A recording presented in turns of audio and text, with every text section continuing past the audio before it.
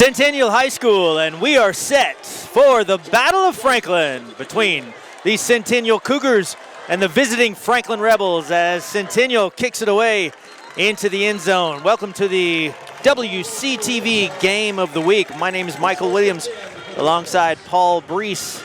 Paul, what do we need to know for this big matchup tonight? No love lost between these two schools, obviously. Battle, I would call this a playoff game if any implications mean anything.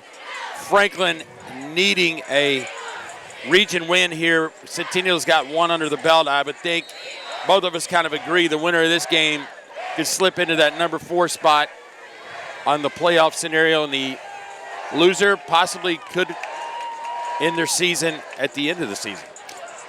So the Rebs start off 1st and 10. The 20-yard line, nearly picked off. Passes falls incomplete. The Rebels got off the losing streak last week with a 20-17 win over McGavock. 38-20. 38-20, excuse me. It's okay. They scored 38 points, which has been almost pretty consistent with the quarterback switch. Josh Nichols back at the quarterback spot for the Rebels. So Nichols gives off to Guy Lipscomb, number 2. He's the workhorse for the Rebels. Gains about 5 yards. Will fall just beyond the 25-yard line. Lipscomb, the 12th grader, started the year off at quarterback, and they moved him to running back, and that has had a great amount of success for Franklin. Yeah, it definitely gives the Rebels a better running game and lets Josh Nichols, the quarterback, they at least have a chance to throw the ball downfield with him. Nichols looks to throw the ball downfield. This time he's got his man. That is number 19, Christian Clemente. Christian Clemente is complete. So Clemente picks up the big first down on this opening drive. There you see the offensive starters for the Rebels. There's Josh Nichols at quarterback, Guy Lipscomb is running back. Clemente, the wide receiver, just made that catch. Lanik, Rapace, Willow, Jones, Amsler, Schwartz, Burgess, and Anderson round out the offensive front. Rebels now in business at the 43-yard line. Nichols again, this time to Lipscomb up the gut. Lipscomb cuts to his left, got a little green, and another big first down into Centennial territory as he is beyond the 40-yard line. But we have a flag on the play. Yeah. We'll check that. Yeah, and that is in the area of holding, so bring it all back. Absolutely. I mean, if you want to dissect both of these teams, the game on the ground is going to be the key. The 5 guys up front going to be the big difference here. Who can establish the run first? Who can build momentum off that? Every once in a while, throw a pass to keep the defensive honest. And the Rebels had a chance right there, but unfortunately, somebody got caught. So the big gain by Guy Lipscomb has been negated, drops Franklin back to the 38-yard line. First down. Repeat the first down, but they've got a ways to go now. And Franklin could exactly run the same play right here. Guy Lipscomb has that ability to get 15, 16 yards per rush. Well, they stack that left side. Lipscomb again will follow his blockers, and this time maybe a couple beyond the 40-yard line to about the 42.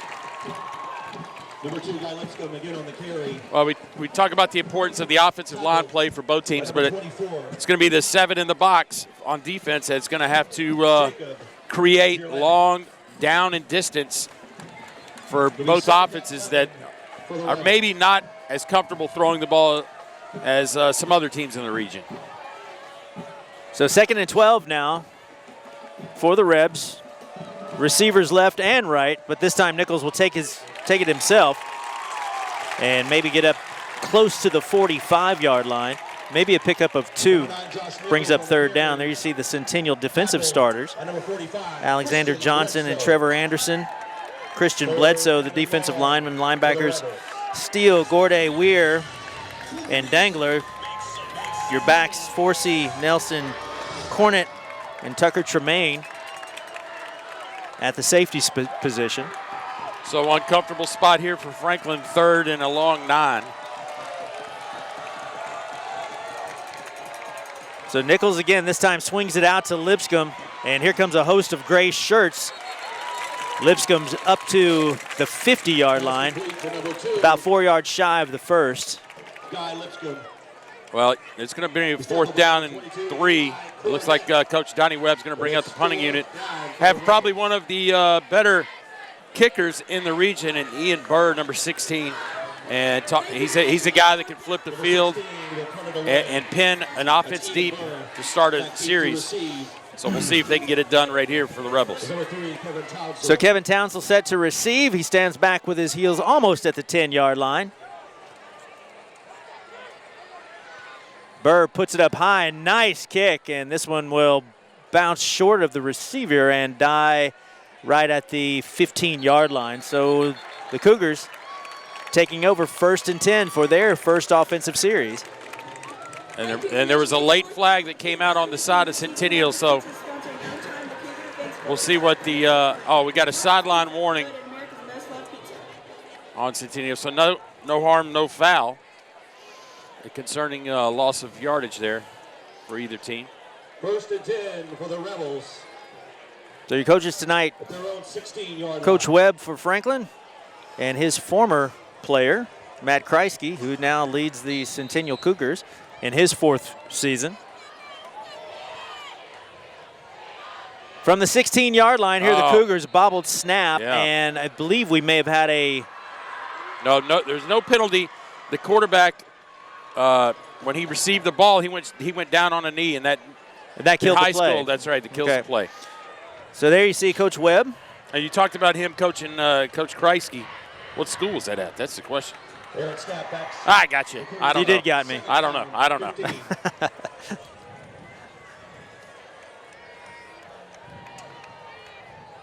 So the miscue on the snap puts the ball back at the 10-yard line. This time breaking out to about the 15. Couldn't tell exactly who the runner is. It's number 2. Smith. Desmond Smith, thank you very much. Young man was Coach Breece. He was injured last week, or did not play in the loss to Shelbyville, and so a welcome sight for the Cougars and the faithful here at Centennial.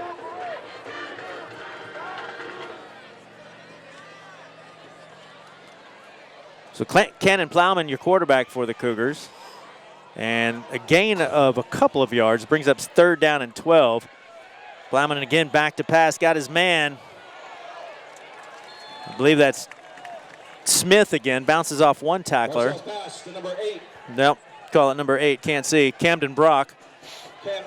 Up to the 20-yard line, but well short of the 1st down, and the Cougars will have to kick it away. Take a look at Coach Kreisky, like we said, in his 4th campaign with the Centennial Cougars. Coach Kreisky, I believe, is 2-1 in this Battle of Franklin series. Back to kick for the Rebels. Kind of has the upper hand so far against the Rebels.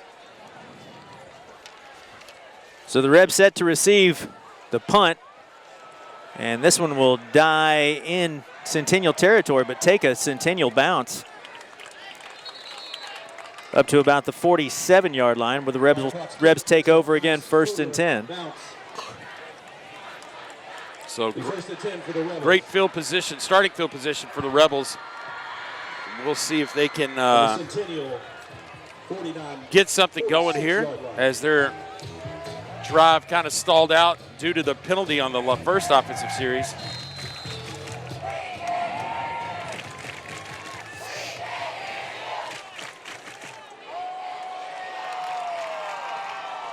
So here are the Rebs. Nichols again out to pass. He's got his receiver, that's number 22, Mitch Lanick, and Lanick has dropped at the 45-yard line, a pickup of maybe 2 yards. Pass complete. Yeah, Coach Webb and the offensive staff for Franklin doing a nice job just getting Josh Nichols what I would call a high percentage throws just to be able to see if they could get something yards after catch there. And Centennial's defense did a nice job right there sniffing that out.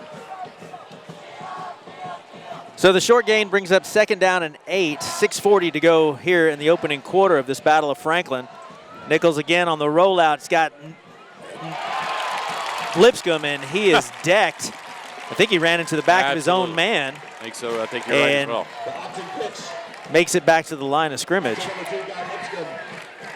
It's like the Tim Tebow butt fumble.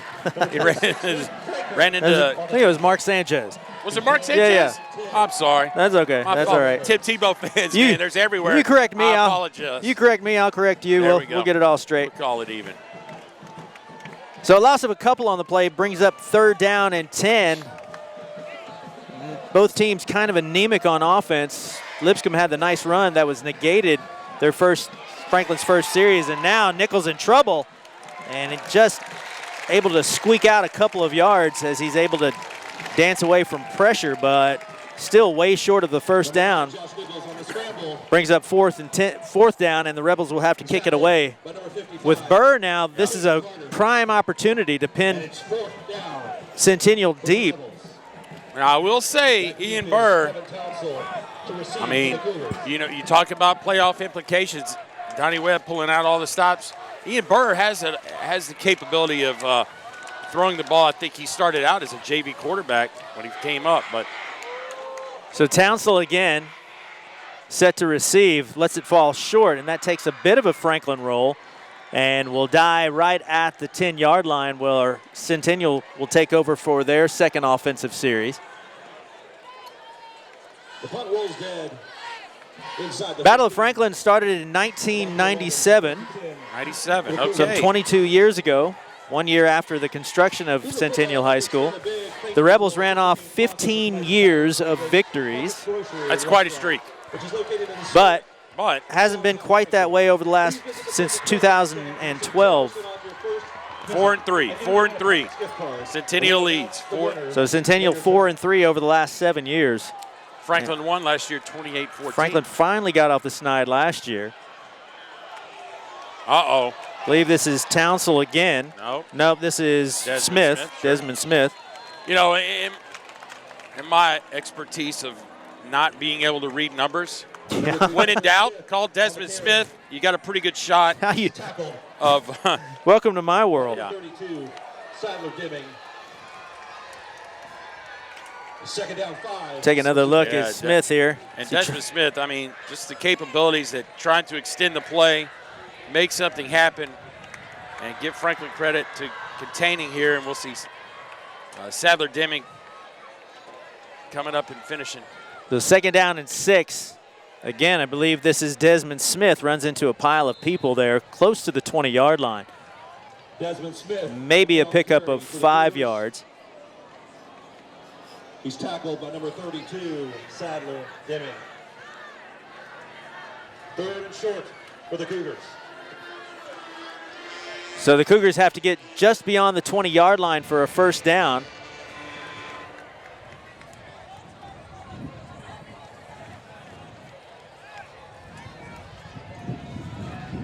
As again, Plowman sets his troops. This time again, the give to Smith. Finds a little bit of daylight on that right side. He's got the edge. And a little bit more, and finally dragged down. Had a lot of daylight ahead of him, but not before the Franklin defender able to take him down at the 35-yard line, but still picks up the big first down to get into some. Yeah, this time had the guard pulling around. Big hit on the linebacker, Dimming. And the rest of it right here is he catches the edge. Smith goes for the long first down and brought down by the safety, Elijah Johnson, number 10 right there.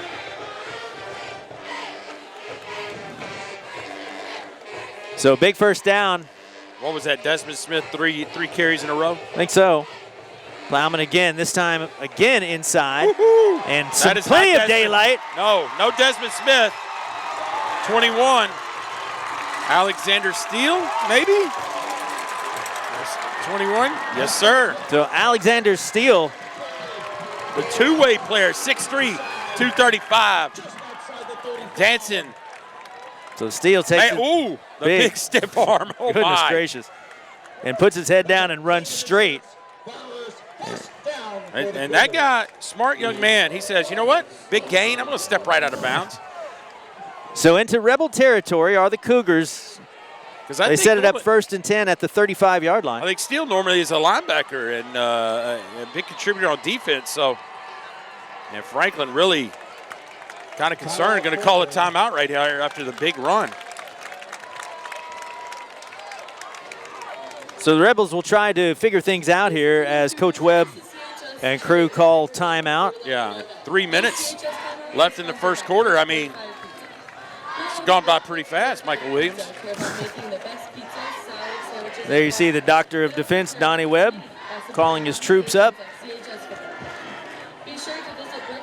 And there, Coach Kreisky in among his crew. Centennial High School football would like to thank their food sponsors for this week's game. Cougars even 3-3 on the year. Hard to believe we only have 3 games left after tonight. 3-3. That's 6 games. We're in week 7, and I'm still wearing shorts and a short sleeve shirt. So it feels magnificent yes, tonight. yes. I we mean, deserve it after the. If there's a nighttime golf area somewhere, let me find it, because after the heat wave and drought we've been suffering over the past several weeks, this is heaven up here tonight.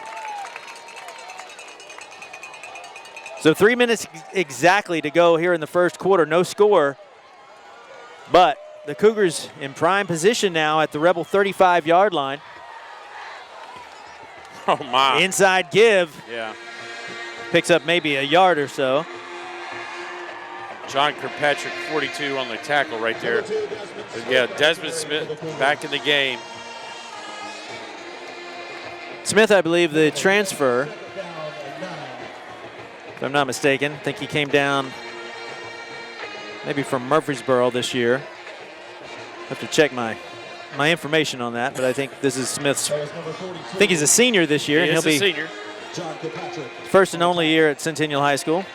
So second down and 8, second down and 9 they'll call Oh, the it. ball came loose. Oh my. Ball pops free, and Wow. I believe it rolled out of bounds. Well, actually, the lineman, 53, Trevor Anderson. Watch the ball pop up. Anderson's trailing on the play. The big hit by Kemp. Hit the football. Yeah, Anderson right and Anderson there. able to pluck it out of the air. This guy needs to be the kickoff return guy. The cradles that ball. So after a couple of big runs, Centennial Yeah. kind of stalling out right here Yeah. at the Franklin 39-yard line. Alexander Steele in motion. This time Plowman across the wide middle, open. got his man, and dragged down at the 5-yard line. Cannon Plowman.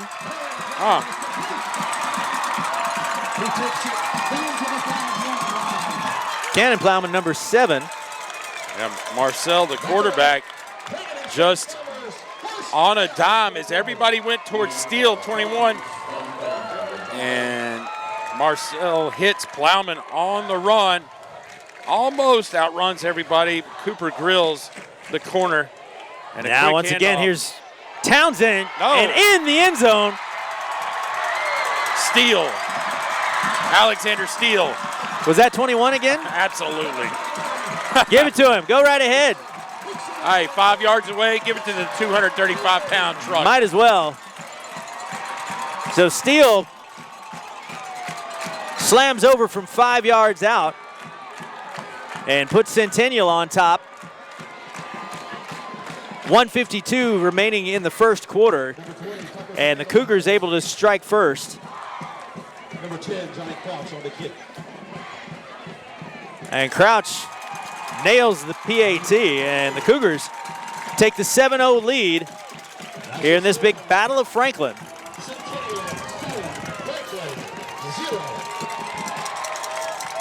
Take a look at it again. Yeah, that's Steele just taking names and running. Woohoo! Oh, yeah, we're going to back that up. Absolutely. Lance in the truck. Great job. Let's see what we got here.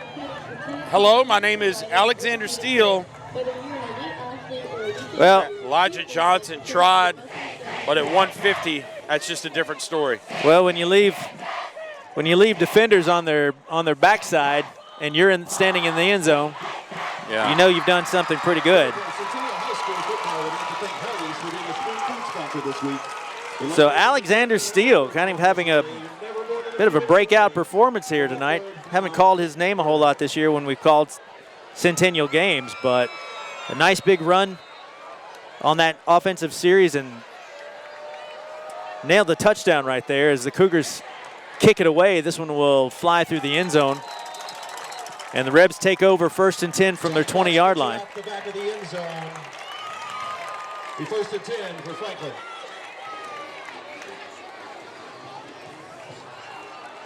Hey Cougar Nation, this is cheerleader Peyton Reed. Our kickoff sponsor this season is Well, 7-0 Franklin, a minute 52, 152 left in the first quarter.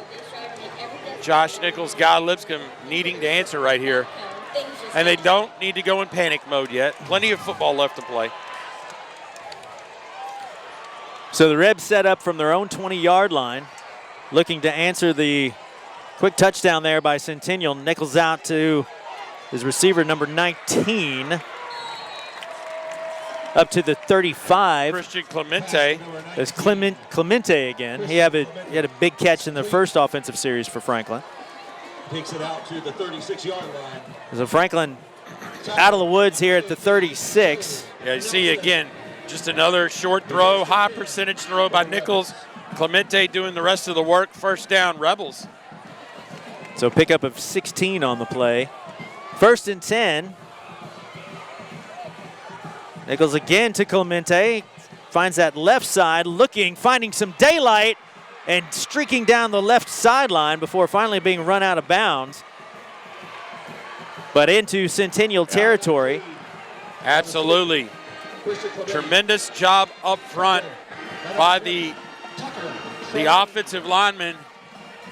50 right there, getting a good push, as well as 74. And you see Clemente doing the rest. Miles Burgess, Fisher, Anderson. The big guys up front giving Clemente a little more space. So Franklin, 1st and 10 from the Centennial 43. And making his way out for about 4 yards on the play. That's Guy Lipscomb again. Kind of the workhorse at running back for the Rebels. Lipscomb, the senior. Guy Lipscomb rather, baseball scholarship to Belmont. Yeah. They just don't hand those out either, so he's a player. So 45 seconds to go here in the first, and the Rebs looking to answer Centennial's touchdown. All right. Nichols back to pass. This time got his man. Again, I believe. Clemente again. Up to the 25-yard line. And that'll be enough for the first down. Yeah, baseball scholarships are broken up. They're not full rides. You get a percentage. And from my understanding, Guy has a rather large percentage coming his way, which tells you what kind of baseball player he is. So this will likely be the last play of the first quarter. Rebels in business at the Centennial 25-yard line. Nichols rolling left, finds his man, and that one, by the reaction of the crowd, looks complete, and it is complete.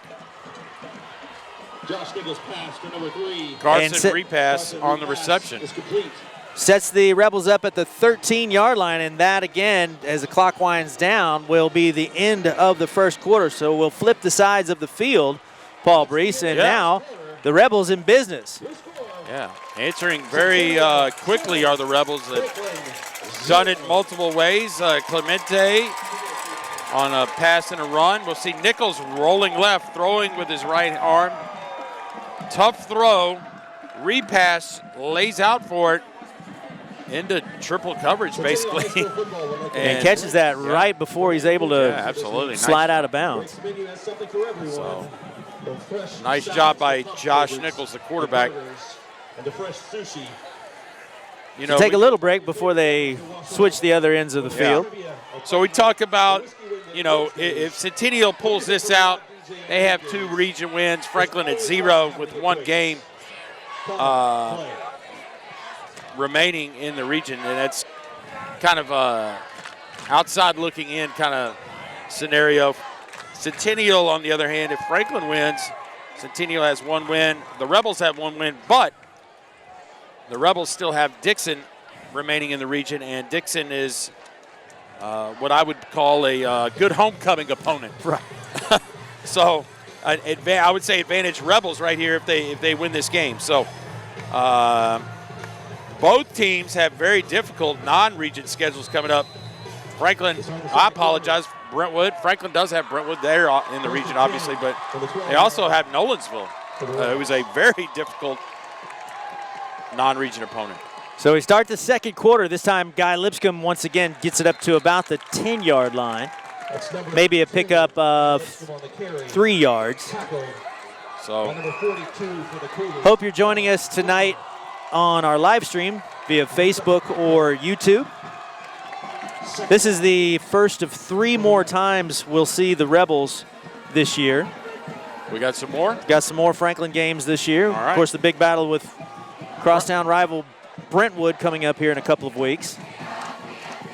That's right, fall break next week. Fall break next week, and we see Centennial again next week as they travel out to Page. So Nichols back to pass, finds an opening up the middle, and Josh Nichols will rumble in from 11 yards away to put Franklin on the board and tie this one up.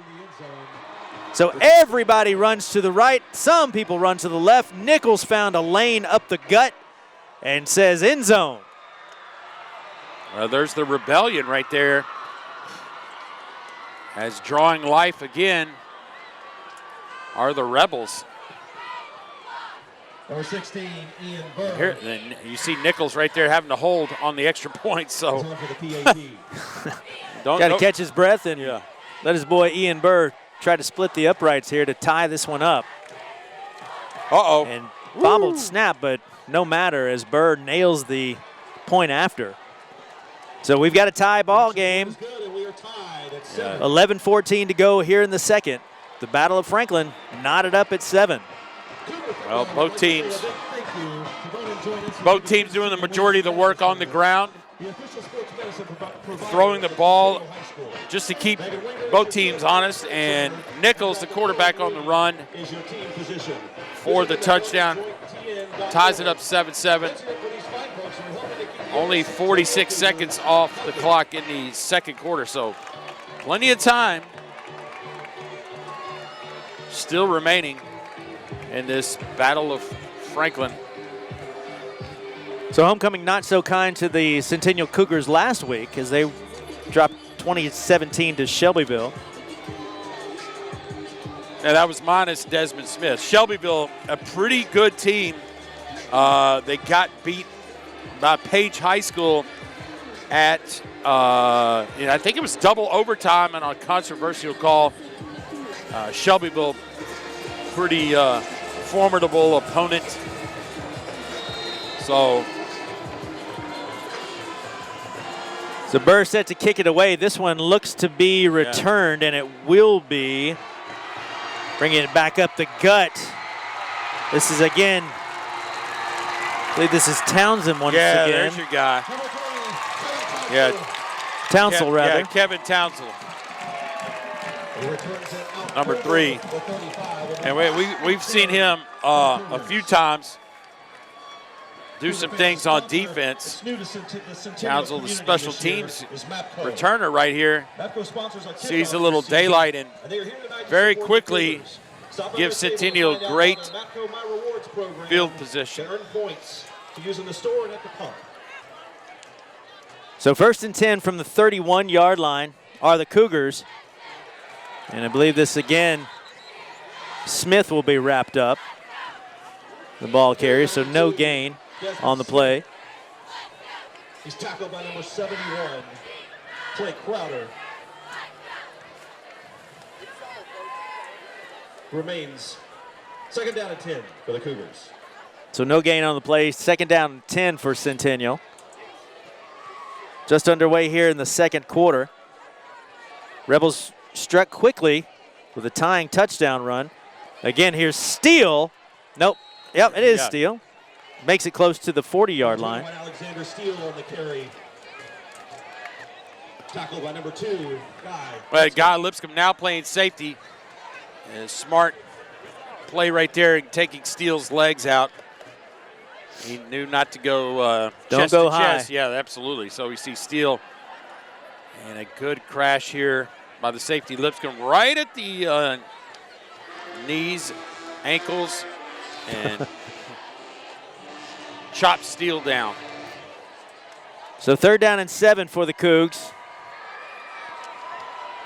Looking is Marcel. Oh, my. And taken down at the 35 by that Franklin defensive front. Marcel scrambles out of the pocket. So the that is a great defensive stand by the Rebels. They got him in. They held Steele on the 1st down run to 0. 2nd and 10. Or Smith to 0. They got 2nd and 10. Steele got nowhere. 3rd and long.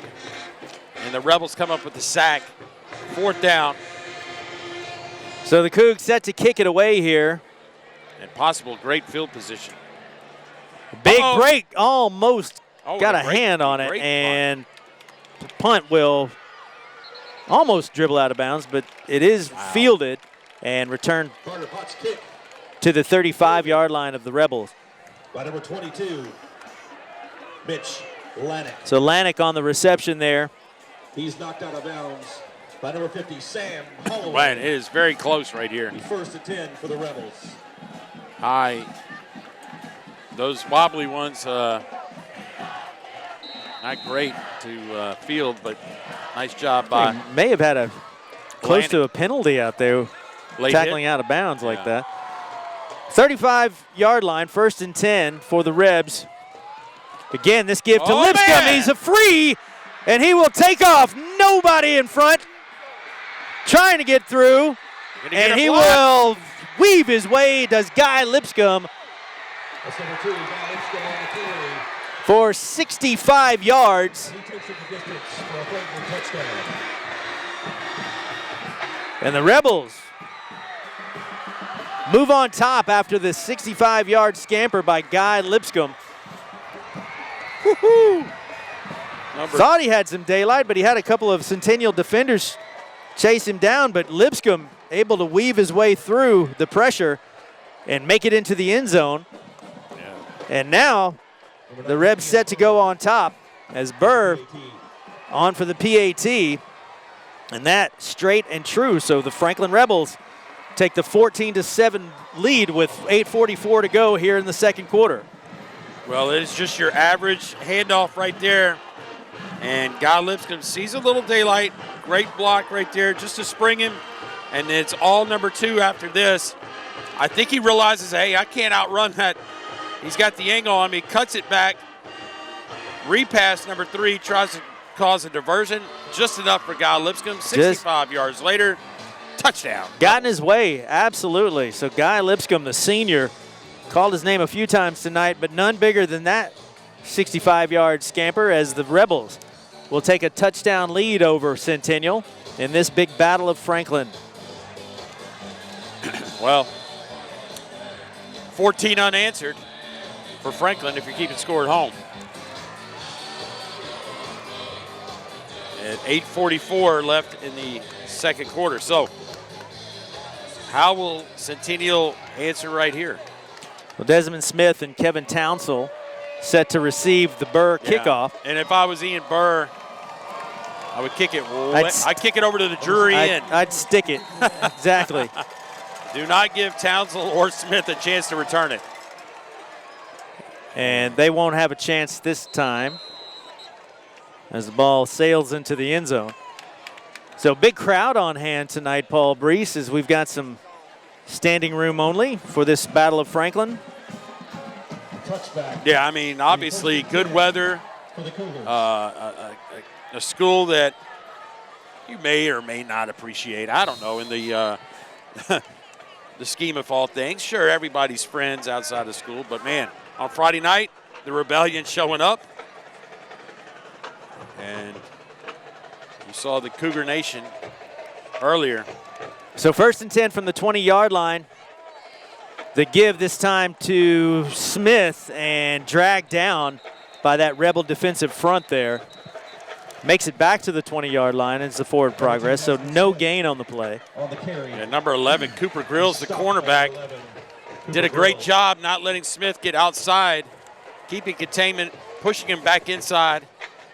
And This is what happened last offensive series. They had to go 2nd and 10. And they tried to go Alexander Steele, so kind of a 1-2 punch. Steele couldn't move it. Let's see what they have here on 2nd and 10. Marcel, he can fling it.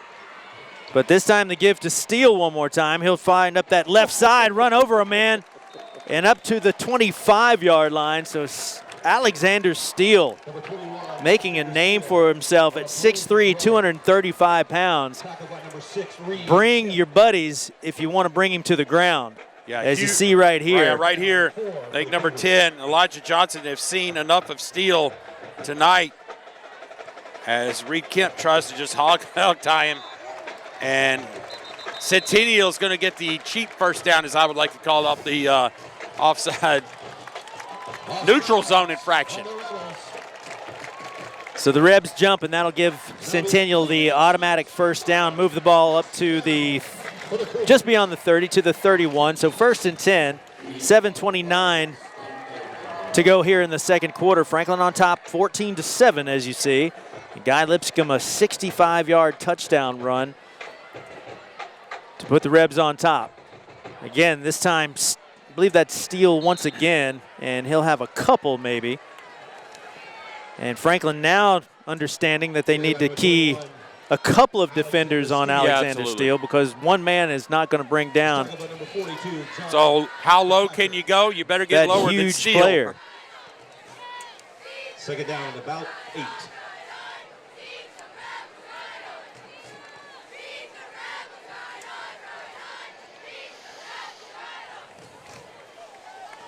So no gain on the play, brings up 2nd down and 10. Oh, we got a new runner. Couldn't tell the number this far away. Josh Forsey on the carry. Josh Forsey on the carry. Number 60, Jackson Riley. Makes it up just beyond the 35-yard line. Brings up 3rd down and 5. Cougars need to sustain this drive. Franklin has proven that they can hit quickly.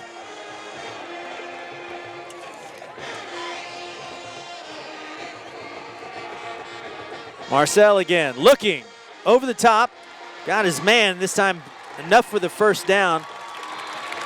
Long ways away, can't tell. Camden Brock, the receiver.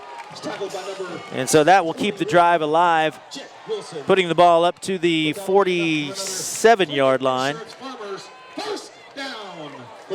5:50 to go here in the second quarter. Talked about the drive continuer. This is it right here. Find a little empty spot in the zone. This time Franklin swallows up. John Kirkpatrick, 42, for the Rebels, having none of it. Number 2, Desmond Smith on the carries. So Smith driven back to the 45-yard line, a loss of 2 on the play. Well, they give him forward progress to the 46, so maybe a loss of 1. So 2nd down and 11.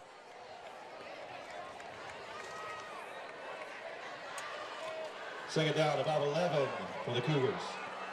Marcel looks to the sideline to check his play.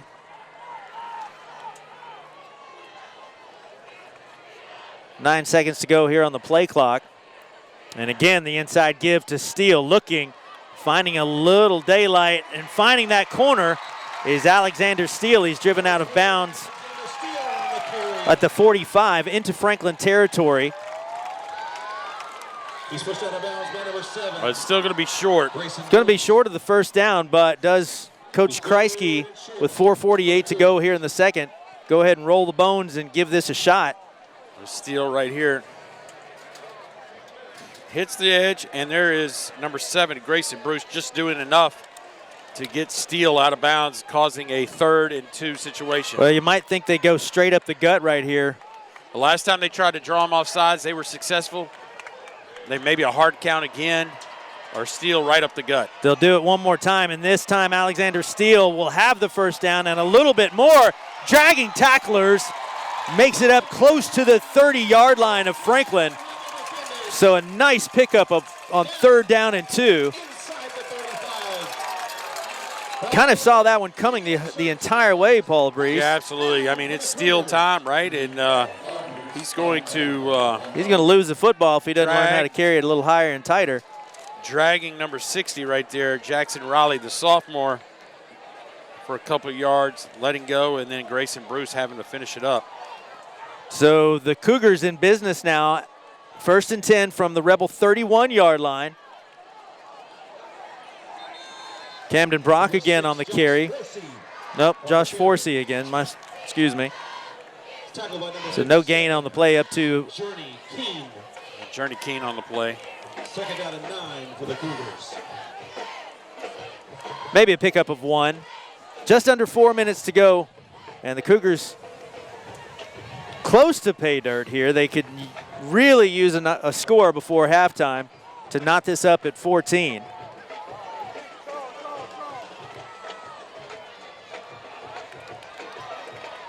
And this time Forsey again, a flag comes in late. Number 6, Josh Forsey on the carry.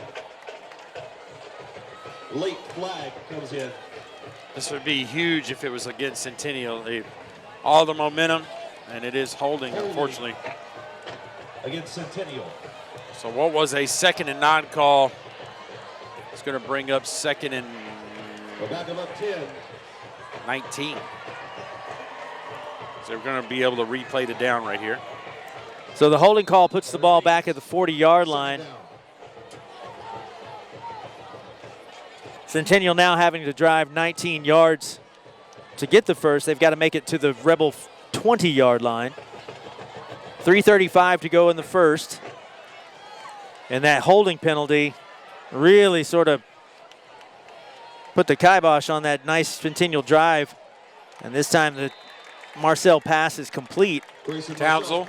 Number 3, Kevin Townsell is complete.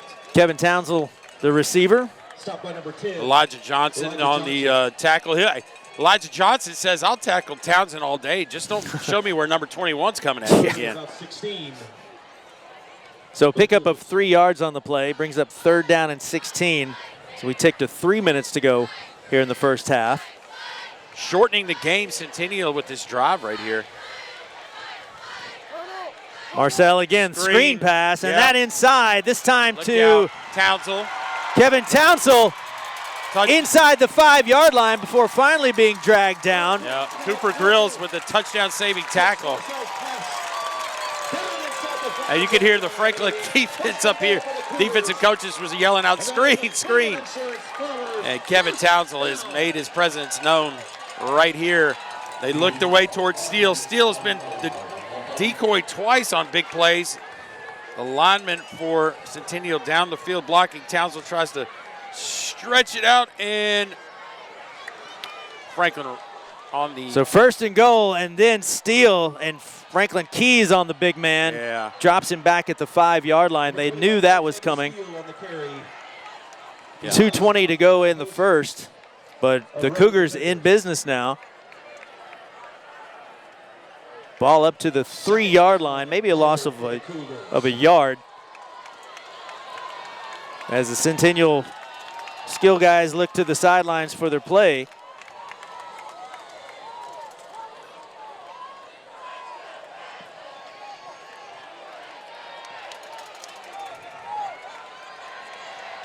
Again, the inside give to Steele, and Nate Franklin, again, they've got it figured out. And Steele has dropped just shy of the goal line, 1:43 to go. Well, that time, instead of handing directly to Steele, they threw a little motion in there just to see if they could get the Franklin defense moving one way. Not happening as Jackson Raleigh, 60, comes up with the big tackle. 3rd and goal, a long 2. I mean, you don't want to get fancy down here if you're Centennial. You got to avoid the turnover bug. So Centennial spreads out Franklin. Again, Steele inside and will dive over the end zone. And Alexander Steele for his 2nd score of the night from 2 yards out. And the Cougars are looking to tie this one up. Alexander Steele, a high school fantasy football mecca, taking the points as he runs in from the 2-yard line. Big number 21, all 6'3", 235 pounds of him. Johnny Crouch on the Crouch set to kick it away for number 20, Tucker Tremaine. Centennial. Snap by number 50, Sam Holloway.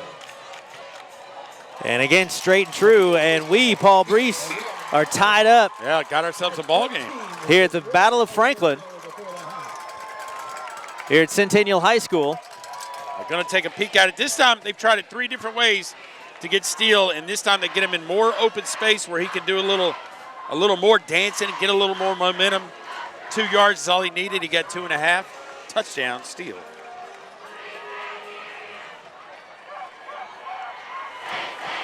There you see the Centennial student section coming to life as a crosstown rival. They've just tied it up with 1:11 to go here in the first half. I talked about this one earlier. This one might be, depending on what happens, a loser go home from the playoffs. And the winner almost surely guarantees themselves another Friday night in November. We'll see you under the awnings. Meaning they get to play in the first round of playoffs. Hey, Cougar Nation, this is cheerleader Katie Farman. That's the address touchdown response. So Crouch set to kick it away for the Cougars. And he'll nail it through the end zone. And the Rebs will have 1 minute and 11 seconds to work with to try and answer. Yeah, Guy Lipscomb is, you know, if you're Coach Webb and the offensive staff, you want to see if Guy Lipscomb's got something right here. If he breaks something out long, then yeah, you start looking for it. But if Centennial stops him, you know, here on first down and doesn't give him much, I think Franklin would be content just go into the house tied at 14. So first down and 10 from the 20-yard line are the Rebels. Josh Nichols, your quarterback. Inside give this time to Lipscomb. He crosses the 25-yard line. But I think they ran the exact same play that Guy Lipscomb just scored the 65-yard touchdown on, and that time Centennial, nice job. Held him to 5. Well, it keeps the clock ticking. This time the play takes us under 1 minute to go. Nichols again, this time pass falls incomplete. Intended receiver. The pass by number 9, Josh Nichols. Intended for number 6, Reed Kemp is Reed incomplete. Kemp. Reed Kemp. Defensive back. And 4 An all-around good guy, Reed Kemp. for the Rebels. He's a pretty good basketball player. Fantastic basketball player for the Rebels.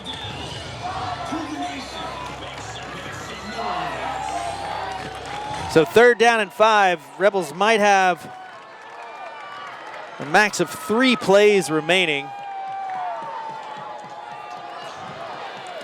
Lipscomb again, and we've got a Carry by number 2, Guy Lipscomb. Oh, we might have a tussle down here between the receiver and the defensive back. Townsville and Carson repass. Play's not even near him, and they're going at it a little bit. So 30 seconds remain. Nichols looking, rolling to his left, and chased. Will finally make it out of bounds.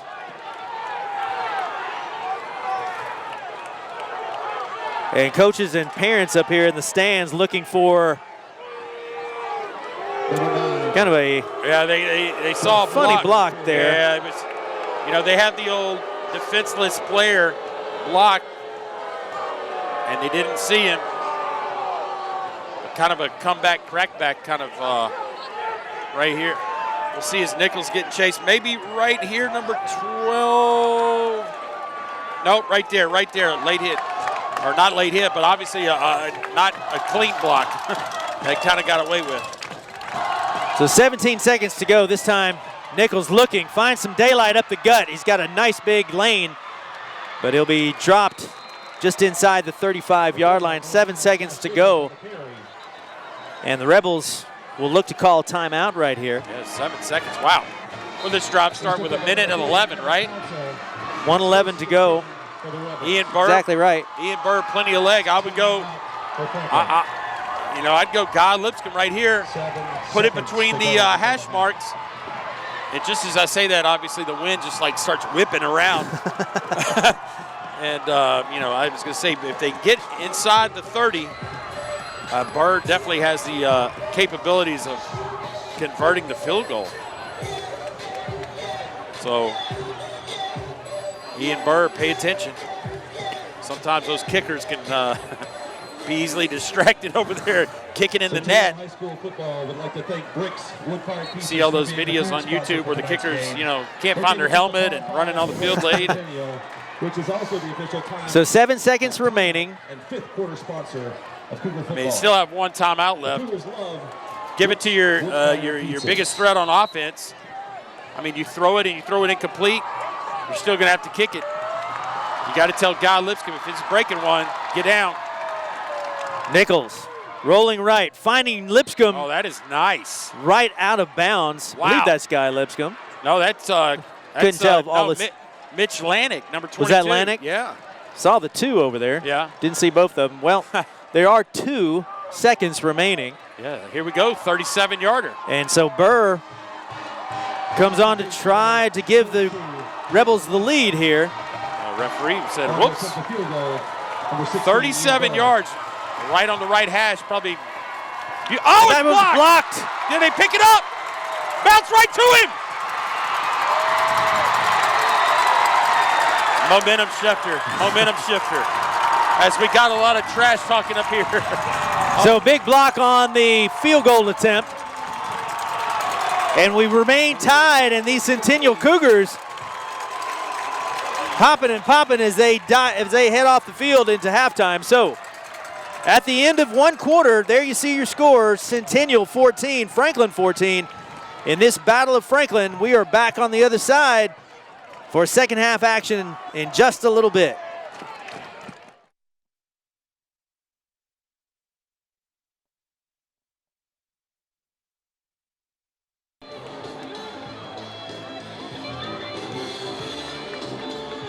Back at Centennial High School for the Battle of Franklin, and Centennial and the Rebels have solved absolutely nothing as we are tied up at 14. The Rebs try a quick chip on the opening kickoff of the second half, and looks like Centennial's able to come up with it. They'll take over 1st and 10 from the 40-yard line. Michael Williams alongside Paul Breece. Second half action of the Battle of Franklin underway. Hello, hello. Just like we started. The first Tied down up. for the Cougars. Centennial ended the half with a little momentum and a little bit of pep in their step after the blocked field goal attempt by Franklin at the end of the half. And now they get the ball.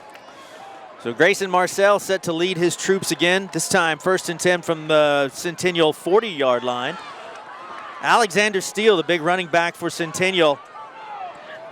The big story in the first half, 2 touchdowns, and we've got a flag on the play. Number 2, Desmond Speaks Yeah, on the it's going to carry. be a false start on Centennial. The worst possible scenario Who's tackling by number start, 2, you Guy Lipscomb.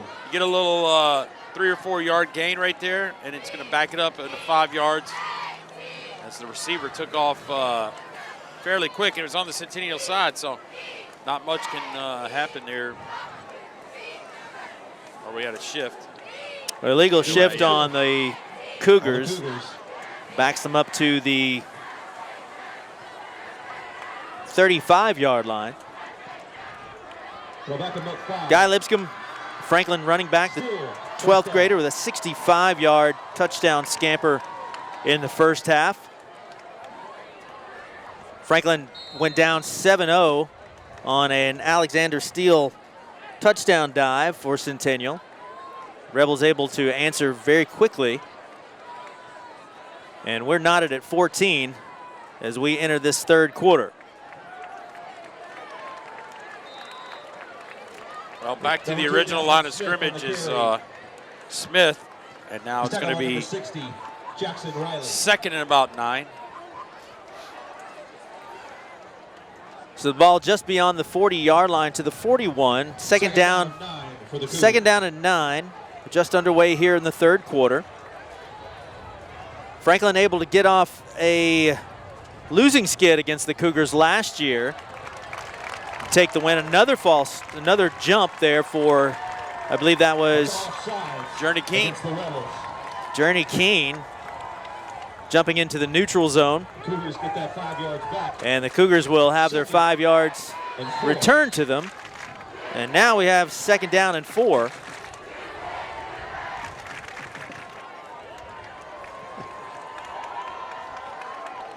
Three receivers now for Marcel to the right. Ball flies away from him, still got an opportunity.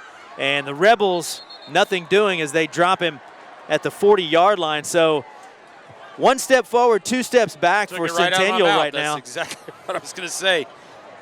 Man, Centennial can't catch a break here. And there's been, some minor issues with the snap, as we see, but, Tackled by number 60, Marcel. Riley. 3rd down and 10 for Centennial. Got to get down there and get it.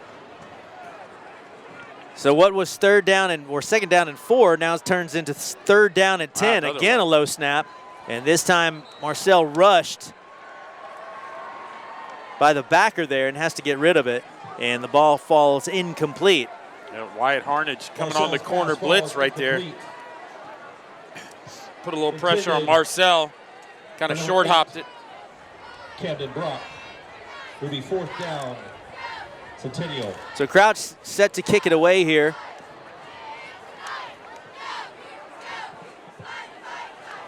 So that offensive possession for Centennial did not go as planned coming out of the locker room. Kick is away close to being blocked. Nice kick. That is huge. A big kick, and that one's dropped. Tremendous kick by Carter Potts. It's Mitch Lanik on the return, the junior. And, give credit to Lanik just for even tracking that thing down. Unbelievable punt. So there you see the Rebels coming back on the field. They have the ball 1st and 10 just outside their own 15-yard line. 10:22 to go here in the 3rd. Ball game is tied at 14. Michael Williams, Paul Breece on the WCTV Game of the Week call for this Battle of Franklin.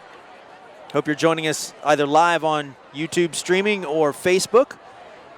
As Nichols finds his man, got a little daylight, and dropped about the 35-yard line. That is Clemente again.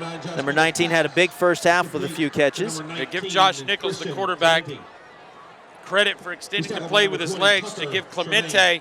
He's going to be coming across the line or out of the backfield. That's a first down for the Rebels. Nichols waits on him just to get on the other side of the linebackers, and a nice pickup of about 15, 16. So 1st and 10 for the Rebs now. This time Lipscomb again on that right side and just about broke it. But nevertheless up close to the 1st down marker. And we've got a that's Franklin player that will hobble off the field. Mitch Lanik, 22. Lanik, who just is on the punt reception. So close to a 1st down, and will they measure Paul Breece? That is the question. It would be one of the few times we've seen it. Normally they just kind of wave it on. This is our first measurement. Yeah, I mean, if it was 3rd down, I could see why they're doing it. But well, they'll have it. And another credit is that it's only about 8 or 9 steps away from where the chains are. So yeah, if they had to come might as well. Yeah, if they had to come across the field, there was no way they were going to. So Lipscomb does indeed pick up the 1st down. 1st and 10 at the Rebel 44-yard line.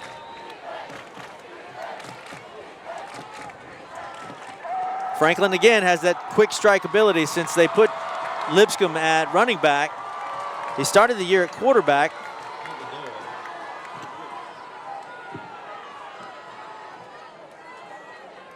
Again, the give inside, this time to Lipscomb again. Finds some daylight, will break outside, and it's a foot race. Lipscomb again shoved out of bounds. Will they give it to him? And he stops short just inside the 5-yard line. Man, you talked about quick strike. Michael Williams, it is just a basic handoff. Guy Lipscomb with great vision. He's going to hit a little stop right there. One-time repass with the big block. Hits the corner right here. Different speed. And give credit to the Centennial defender who comes from way up top of the field. That is going to be number 26. Who was that? So 26, Luke Craker. Man. Able to finally shove Lipscomb out of bounds just before he crossed the end zone. So an inside give again. This time, touchdown, Franklin. The Rebels will call it. The referees will confirm it. And the Rebs, couldn't tell exactly who the ball carrier was. That was 42. John Kirkpatrick, 42. He's kind of the Alexander Steele runner for the Rebels, the big fella. So the touchdown dive from 4 yards away. Franklin will take the lead. Then Burr is coming on to try to put the Rebels up by another touchdown.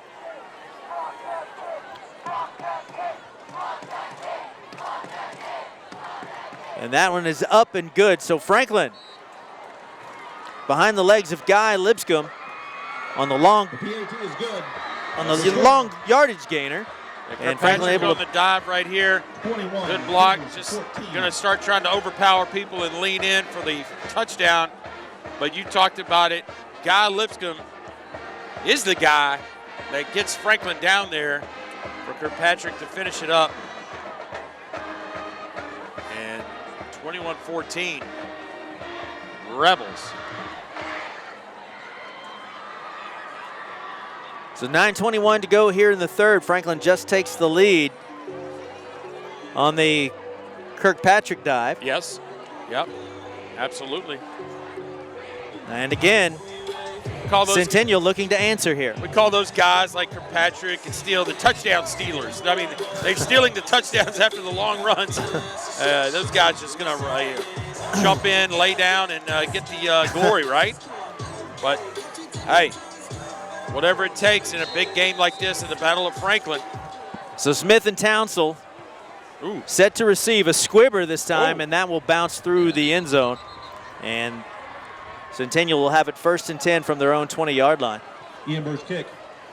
You know, speaking of big games, got a update, and this has been, you know, wild during halftime, but Brentwood 10, Independent 7. Really? Oh, my goodness. Battle of first place for the region, so. Well, we'll be down next week, fall break. I believe we have our game is on Thursday night. Okay. We'll be down at Page High School. Again, we'll see these Centennial Cougars down there. Inside handoff gains maybe one. I believe that is to Smith again.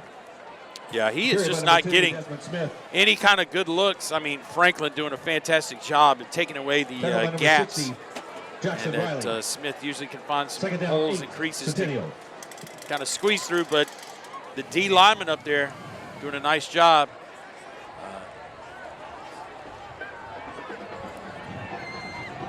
So 2nd down and 8.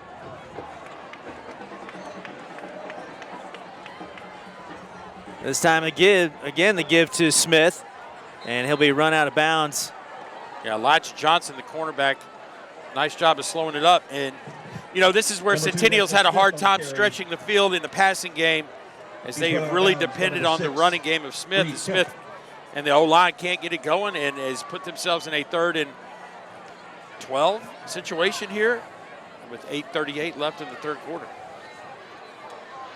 3rd down and long 12. So the Cougs looking for some kind of offensive momentum. Haven't been able to find it just yet. This is their 2nd drive of the 2nd half. Marcel again to the left side. This time he's got his receiver and a little bit of daylight. Stop on a dime and out of bounds. That was, I believe, 7, Cannon Plowman. Cannon Plowman. Cannon Plowman with a full head of steam just hit the brakes and watched his defender fly right by. I think that was Guy Lipscomb that went by. I know Lance and the truck guys got the replay, but we're so quick here on this offensive play right here. Maybe we'll catch it here in a second. Huge 1st down for Centennial. Gives them the ball 1st and 10 from the 44-yard line. Steele again, this time on the left side, and run out of bounds. Another first down, or unless he was stopped short of the first, Well, unless he was run out of bounds short of the first It's down. going to be short of the first down because there's going to be a holding on Centennial. So Again, Centennial and penalties killing these Cougars. very disheartening.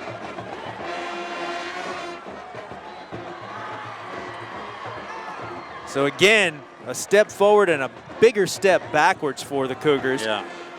And now They're going these to penalties just, I hate to use the cliche, but shoot yourself in the foot once and learn your lesson. The score of interest at the half, Brentwood 10, Independence 7. first and 18. So the ball back at the 35-yard line for the Cougars now. Marcel looking in trouble, racing back to his left, finds a little bit of time, extends the play, and the ball falls incomplete. I believe the defender on the play, is that Reed This is Kemp, Marcel's pass. had dead to right, intercepted in his hands. Intended for number 18. So Marcel trying to extend the play, almost is going to want that throw back. And Second down. with long second for the down, Cougars. he's got a shot at it. I think Steele's probably going to get the ball right here, Michael Williams. Well, the Cougars have to get up to about the 45 of Franklin, and they won't do it on that play. No, and a tremendous tackle by Guy Lipscomb, the running back safety. Pass to number He saw it 24. develop, and that's one of the big plays they had earlier was the wide receiver screen. So Girolami, the receiver for Centennial, stopped just shy of the 40-yard line. To a third and long for the Cougars. Brings up third down and 17. 7:38 to go in the third quarter. Oh, wow. Steele again, the man in motion. He's a decoy. Got to be a decoy. Goes over the middle Yeah. this time, and again will be stopped short of the line to gain for Centennial, and the Cougars, after a big yardage gainer, they've got to kick it away because of that big holding penalty. It's complete. Just could not get it going. And it finally, Paul Breece feels a little bit like fall. Yeah. It could not have come at a better time. When they say the leaves are turning orange, they're turning Ours- brown. They're turning right here, brown in Middle Tennessee. Franklin looking to block one of these at some point, but the kick rolling inside the 5 and What will in the world? die. No. Oh, just on the other side of the goal line. Tremendous punt. Carter Potts punt just trickles into the end zone. Wow, the Tremendous kick. 19-yard First down and 10. return. Yeah. Centennial defense going to have to step up. Here we go. Here's the punt. So Give Reed Kemp credit. He faked everybody out like he was going to catch it. Trickles, and the defender cannot go in the end zone.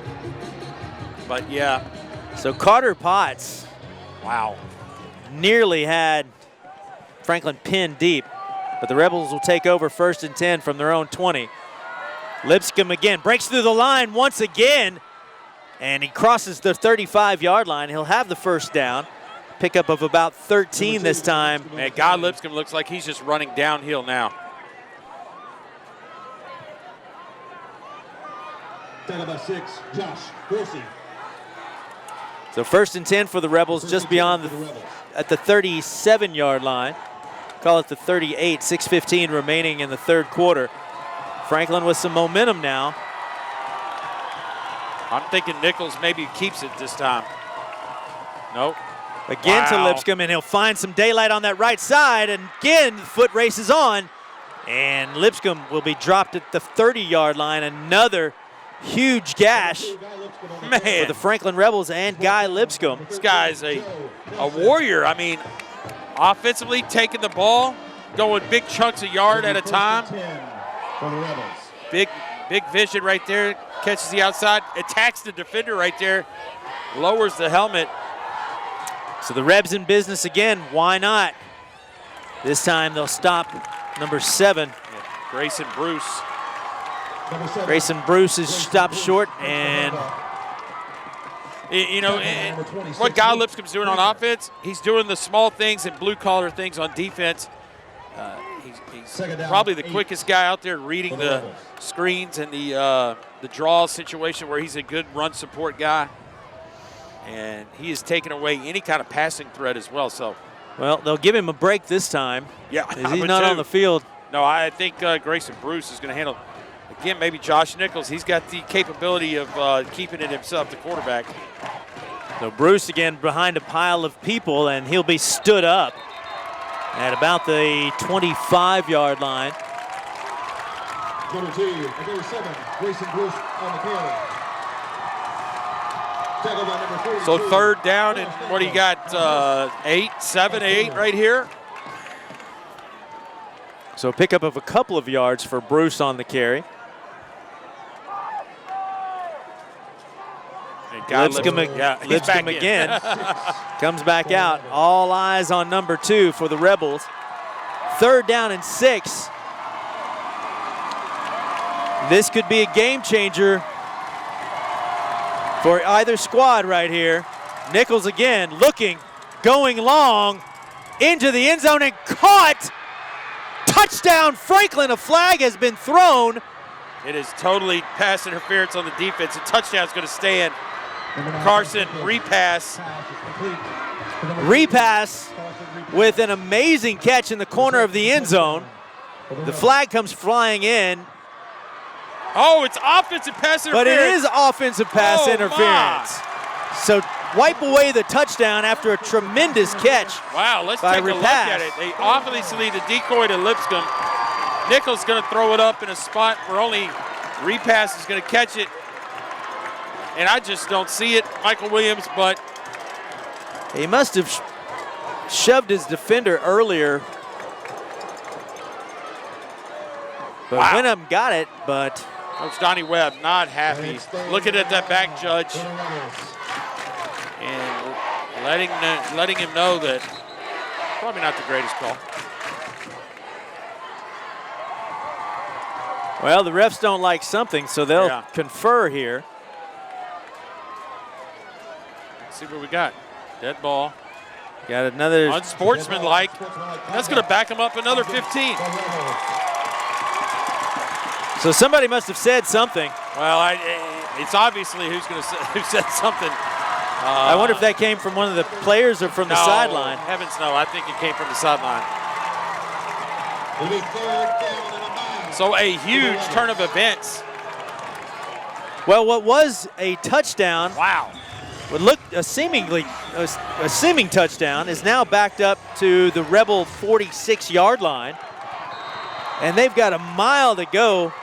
They've got to make it down to the Cougar 19 for a first down, and it is third down and 36. Yeah, quarterback keeper right here. I don't see Nichols getting rid of this. Thought they were going long. Nichols will fire.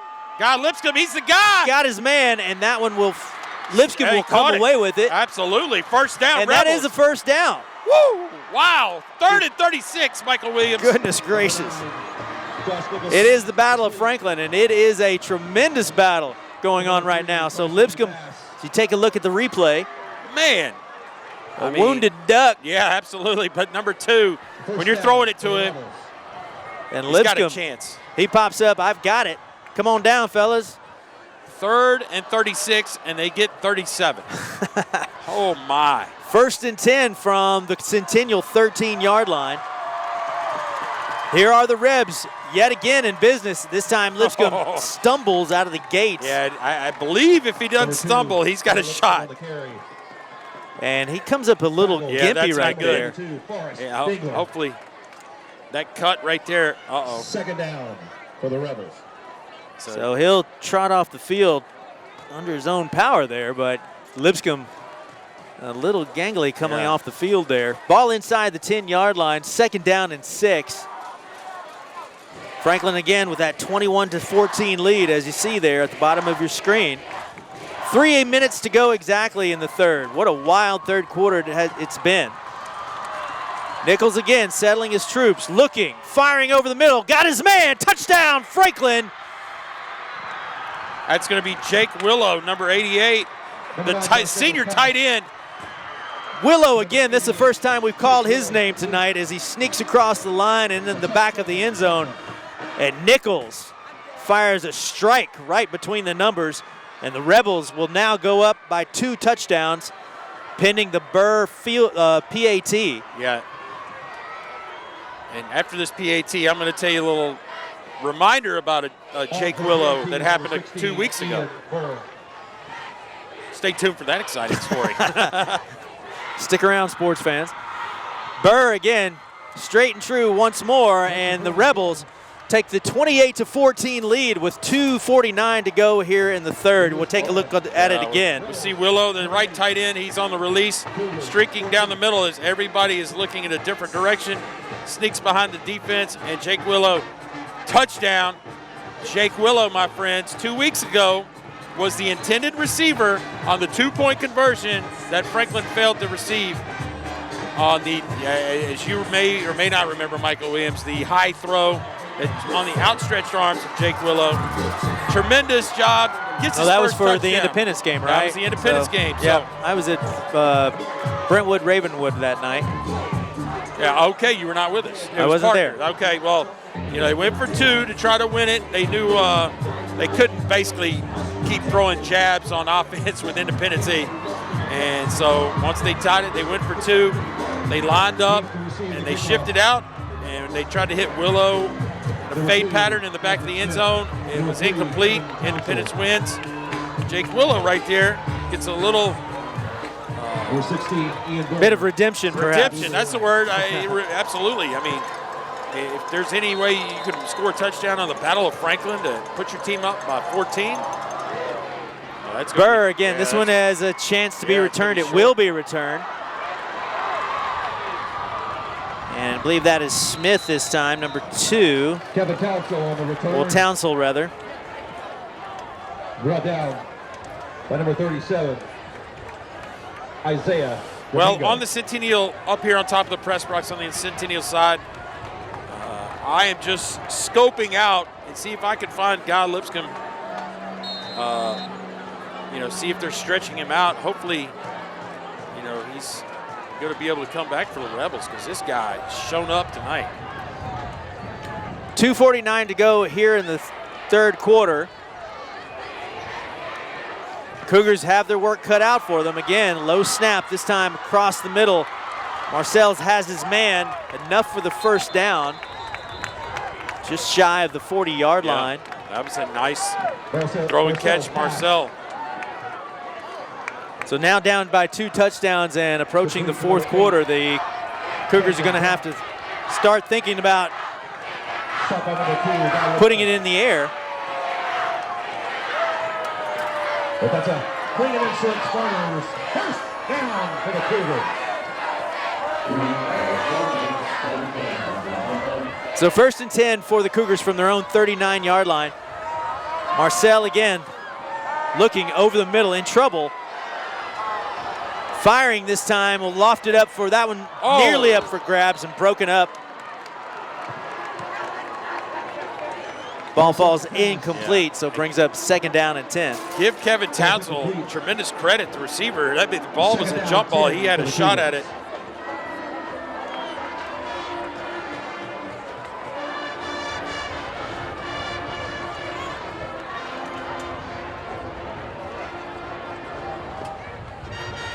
There you see the scoreboard, 2:05 remaining in the third.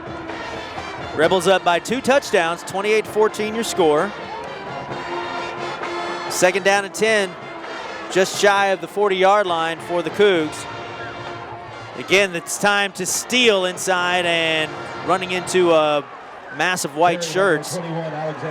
Takes a mass of white shirts to bring him down.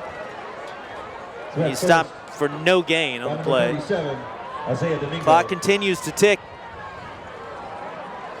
$1:45 to go here in the third. What are you telling your guys, Paul Breece, if you are Matt Kreisky? You got to continue to move the chains. I mean, you got to convert a first down. It seems like it's been forever. When they did convert, they got a penalty. This is not going to do it for Centennial.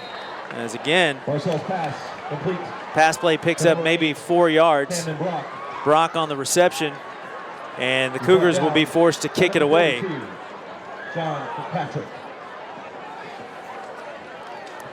So Carter Potts again has had a couple of tremendous kicks for Centennial. You're exactly right. Nearly killed it inside the 1 yard line on his last kick, but the ball dribbled into the end zone.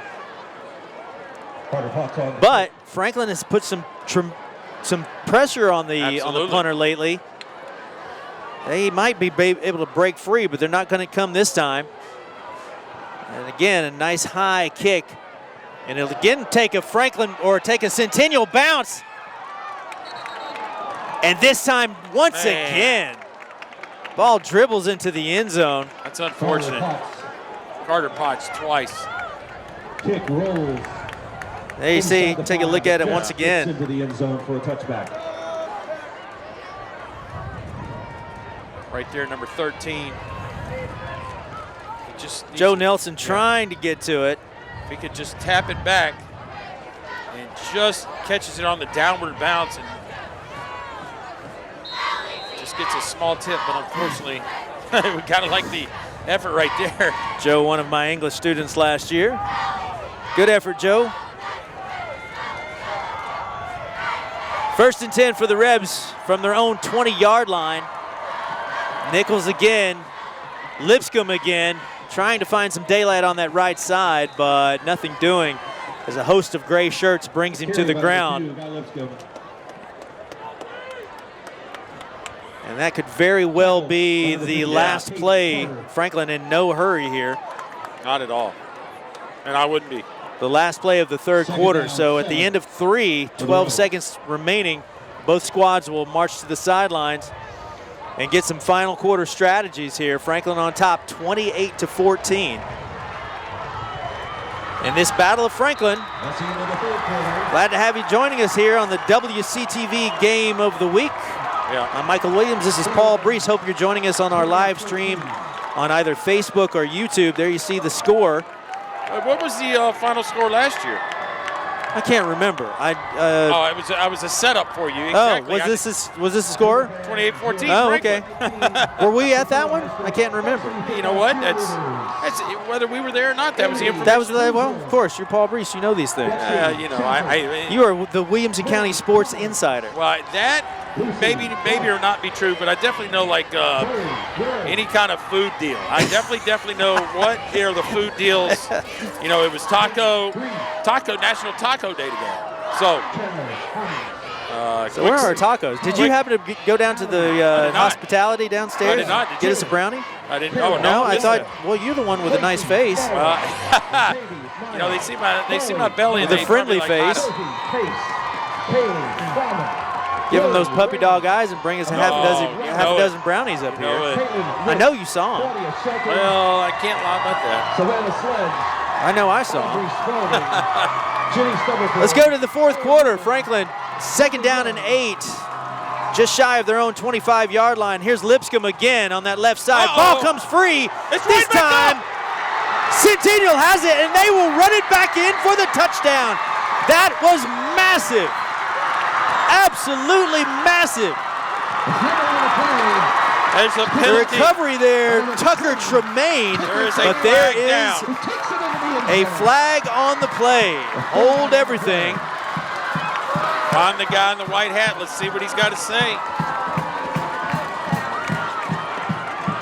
So does the Tucker Tremaine touchdown stand? It will. Shot block. Wow.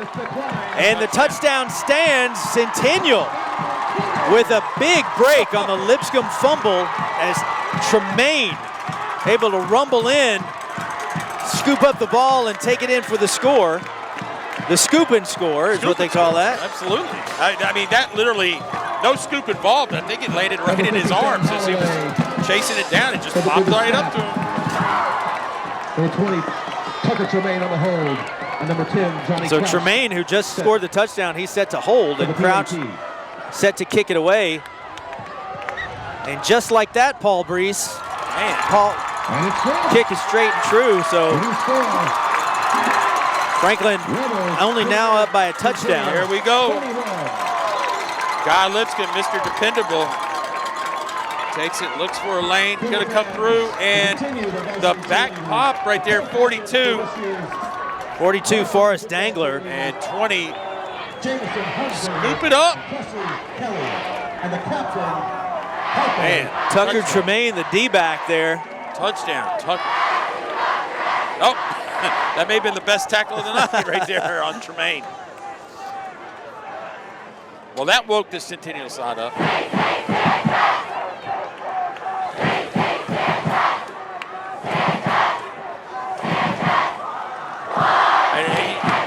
I heard on the local radio today, they were talking about student sections, and Williamson County is widely known for having tremendous student sections.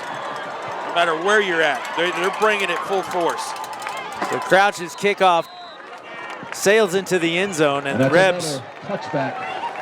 kind of licking their wounds after the fumble, the scoop and score. And the Rebs will have it 1st and 10 from their own 20-yard line. 10 seconds gone here in the fourth, and the Rebs, they were in command of it with a 2-touchdown lead, but the scoop and score by Tucker Tremaine. This is a situation, Michael Williams, where Guy Lipscomb converted running back now. Cannot let that play linger in his head. He's got to continue to run like he did in the third quarter. I mean, that guy was a monster out there. And so number 2, you're going to rely on this guy a lot here with 11:50 left remaining. So here are the Rebs, 1st and 10. Oh, reverse. And again, that reverse, this time leaves to Clementi, the receiver, Number 19.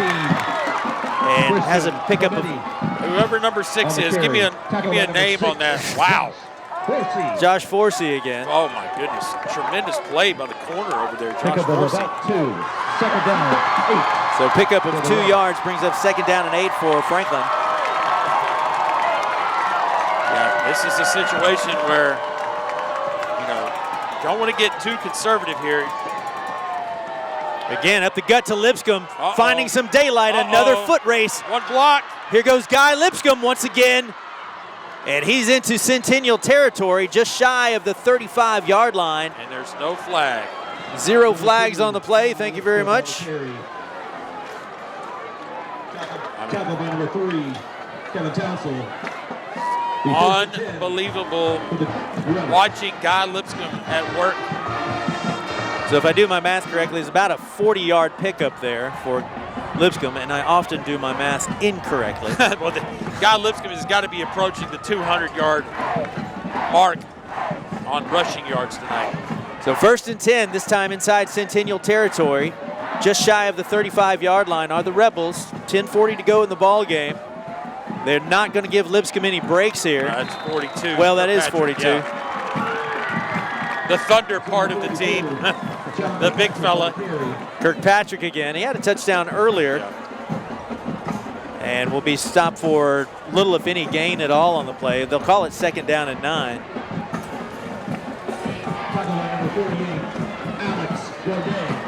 Breece and Bruce going to come in. Guy Lipscomb still remains on the sideline. And that's a situation where Guy Lipscomb, your best offensive weapon, on the sideline. Now you got to see who can step up. Well, the Rebs stack everything heavy to the left side. Now they send a man to the right, and this time it's inside. Mitch Lanik. That's Lanik again, taken down after a short gain, just shy of the 30-yard line. Or Clementi again. I'm sorry, you're right. It was Clementi. Right. Lanik is 22. So big 3rd down now for Franklin. This is a huge stop for Centennial. Can the Cougars hold here on 3rd and 5? Franklin will spread the field here. Nichols directs his troops. 9:18 to go in the ball game. Loaded up on this right side are the Rebels. Looking, big hit! A big The ball hit. comes out! Ball is free, and Centennial comes away with it. Couldn't tell who it was on the hit. Forsey again. I think he came off the corner. Nichols never saw him. Never saw him. You're exactly right, Michael Williamson.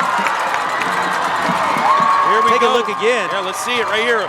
He's looking right at Lipscomb. He's going to fake it. He's going to try to pump it and go deep. And off the edge, Forsey. As Nichols tried to scramble back to it, couldn't do it.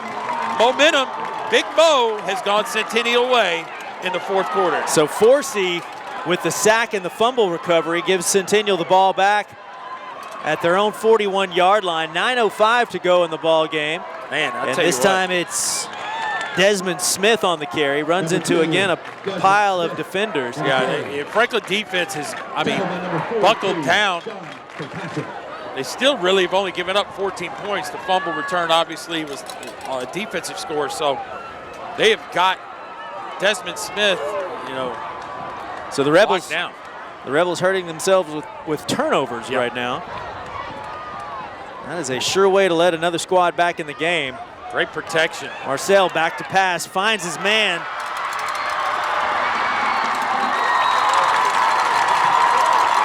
I believe that is number 8, Camden Brock. And looks like he might be just a shade shy of the first down. This one they will not measure. Guarantee. They're not going to, are they going to wave them over?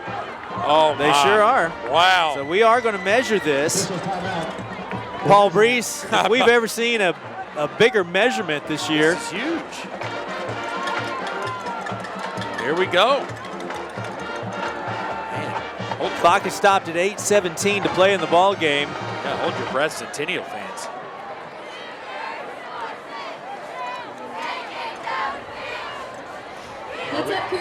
Up here, we got probably the best angle out of anybody. But Coach Kreisky stands right in our way.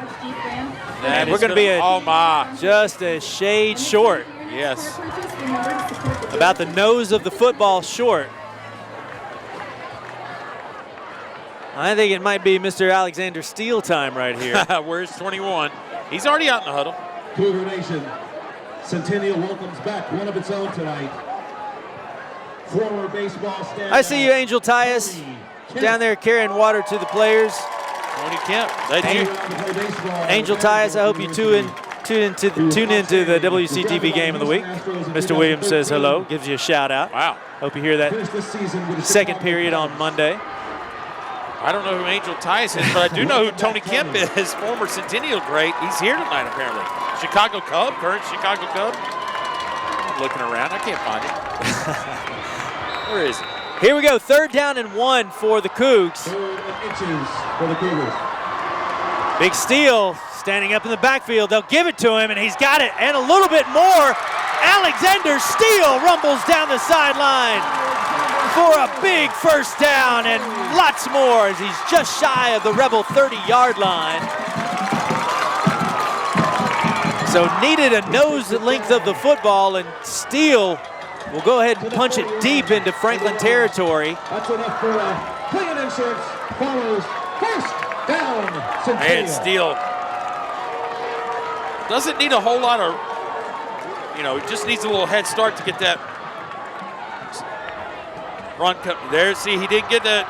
Didn't get that momentum going that time. Tiptoed right through that hole right there. Franklin defenders sniffed that out and drop him short of the 30-yard line, maybe even a loss of 1 yard on the play. I mean, between the tackles, Franklin defense has just been on lockdown mode. It's when Centennial has a shot to get outside the hashes that seems like they've had benefited the best. Now Marcel with the 2nd and 11. And either way, it's 4 down territory at this point. 7:29 to go in the game. You're not going to get this better, field position than this. Ball marked at the 32. That is the give inside to Smith. Smith finding a little running room on that right side. They'll have the first down. It looks like they're just beyond the 20-yard line or inside the 20-yard line. And again, the Cougars in business after the Smith run. And he picks up enough for another Klingon Insurance Farmers first down for the Cougars. 7 minutes to go in the ball game. And Smith's first down just inside the 20-yard line now for Centennial. And the Cougars looking to tie this one up in the Battle of Franklin. Marcel looking, firing across the middle. That one is picked off. That one is picked off by Lipscomb, I believe. And again, finds some daylight on that right side, and he'll slide down just inside the 40-yard line. God, Lipscomb. So Lipscomb, the name we have called more than once tonight. And we see this time, plenty of time. Marcel trying to thread the needle. God, Lipscomb says, no thank you. And that, my friends, is a huge football play. God, Lipscomb, I mean, he just cannot go anymore. He said, you know what? We'll just go ahead and take a seat. This is the safest way to celebrate it. And so now Lipscomb had the fumble earlier and redeems himself nicely there on the was pick. in the end zone or about on the goal line, 1-yard line. So tremendous effort. So a big blow to Centennial's hopes right here. 6:30 to go in the ball game. They give up the gut this time to Grayson Breece. To Breece. 7, Grayson Breece. There you see the clock ticking away, 6:20 to go. He's talking about number 20. Breece with a pickup of maybe 5 yards on the play.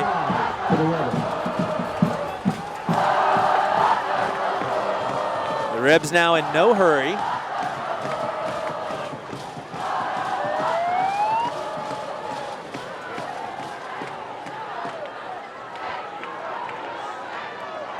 .12 on the play clock. They'll let this tick down as far as they can get it.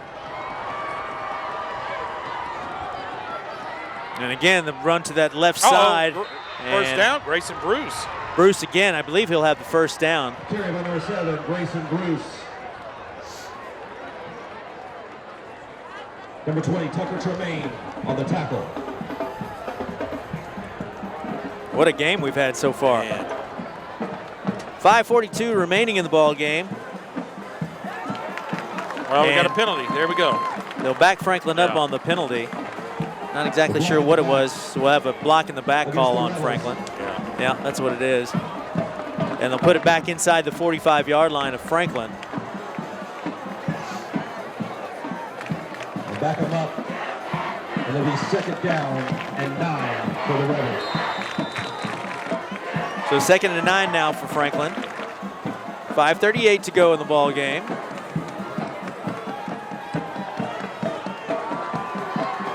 Nichols again sets his troops loaded to the left. They check the sideline for a change of play. Working the play clock down. Nichols rolling, in trouble, and he'll take the dive right there just beyond the 35-yard line. Well, I guess it's one of those things, don't make a mistake, right? Forsey again pressuring Nichols, and he'll take a seat. Yeah, that time they were trying for Clemente to come out of the streaking across the backside of the linebackers, but Nichols just could not find enough time.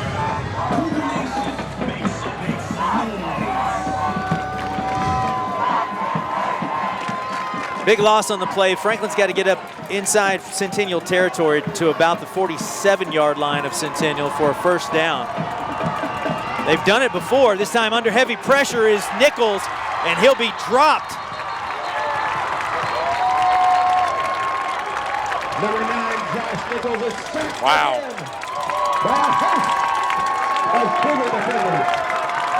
Josh Forsey there, number 6, you see on your screen. Henderson. The 10th grader. 4th and long. And so the Rebels now will have to kick it away. As you see the clock tick to 4 minutes to play in the ball game. Ian Burr has the capability of flipping the field, but there's a young man back there that's going to receive this. Kevin Townsend also has the ability to flip the field, and we've got a Absolutely. flag that flies. So I think we'll have a delay this time. We do. Delay of game. That's huge. I mean, Against the Rebels. usually that happens when you're maybe at the 50 or something like that, but Three. do it when you're at the 30-yard line. I know Ian Burr's good, but man, put a little pressure on the kid, right? Townsend steps up with his toes inside the 40 and nearly Look at that. blocked. Here's Townsend again, and he'll receive it just outside the 40-yard line, about the 41. That could have been a huge turn of events. I mean, Ian Burr, credit to carrying the catching that snap. So Centennial had a good deal of momentum on their last offensive drive, but a Guy Lipscomb interception put the stop to it. Centennial able to force Franklin off the field here on their last drive, and now Paul Breece, is this the Cougars' last opportunity? This is, I mean, the best opportunity they're going to have. Smith's got to get outside here. That's where he's at his best. There's Smith again, and he's wrestled down at Johnson. the 45-yard line. Elijah Johnson, the corner. Nice job. Hanging on. Clock continues to tick, under 3.5 to go now. He picks up about 3. It's second down for the Cougars.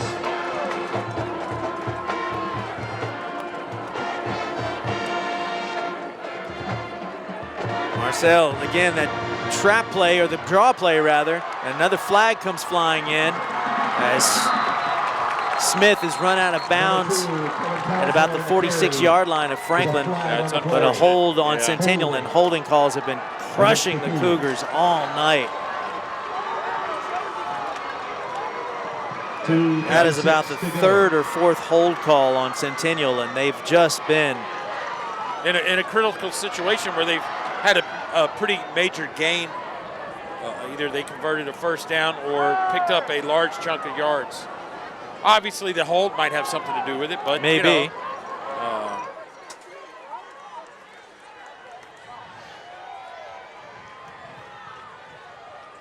There is Nylisha Dean, one of my most favorite students of all time. I hope you watched the game and hear your name called on TV.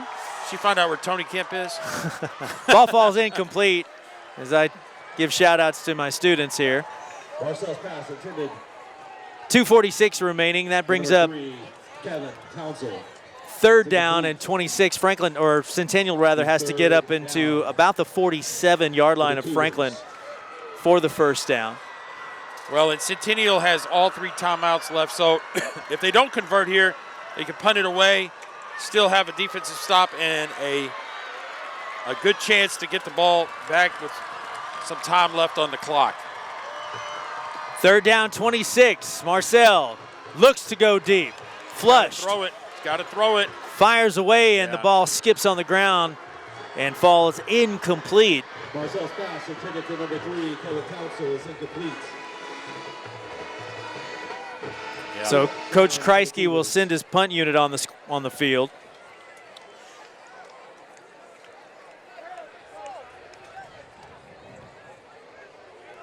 So this would be a huge win for Franklin if they could come into Centennial's house and steal a road victory away from these Cougars tonight.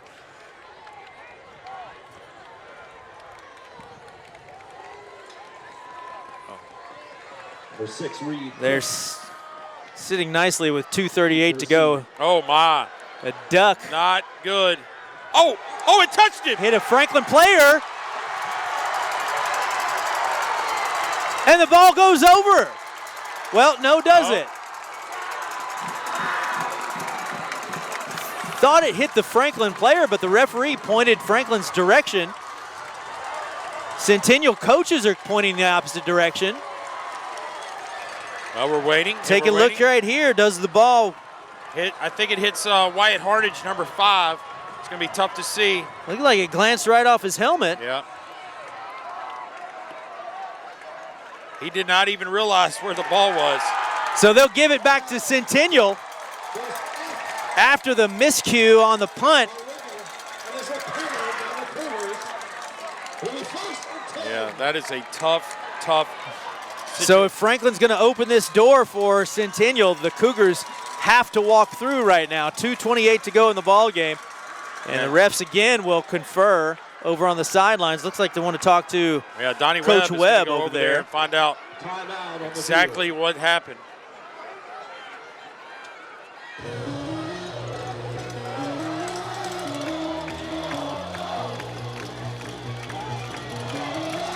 Yeah, all right, here we go with the conference. It's going to take place here.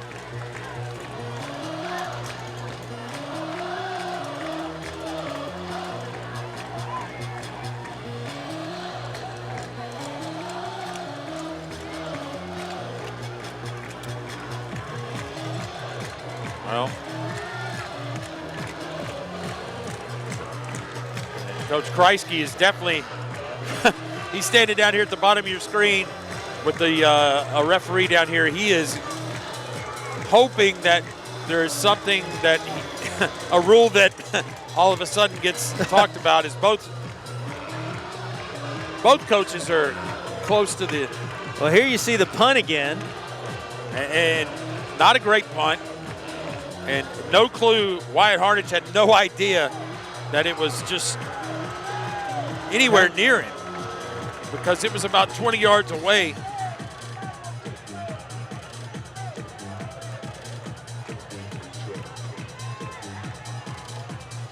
Man, this could be huge if it's if the ruling. Here's the problem. We won't know what the ruling is because they won't be able to tell us, but this is not good news for Centennial if the referee has to come over and talk to Coach Kreisky.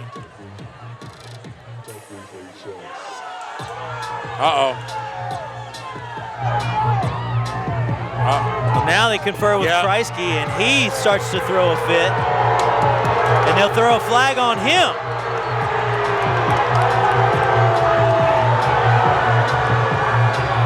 That is a wild turn of events.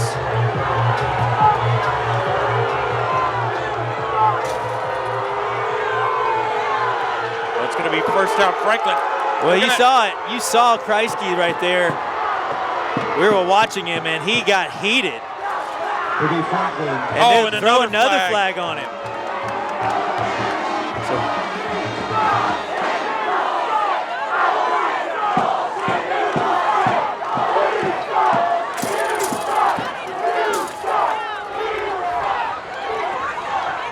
Wow. We really don't have any. We have no answers. Right, Michael Williams? I mean, I don't. But Coach Kreisky has got to be just beside himself. The answer is, well, Kreisky has blown his stack here. I mean, you can hardly blame him. Yeah, somewhat understandable, but he's got two flags still lying on the field. And now they're going to, I guess they figure out where to spot the ball after the two they're going to be unsportsmanlike penalties. Right.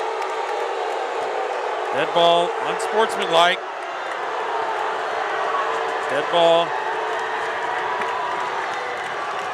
And they've tossed Kreisky.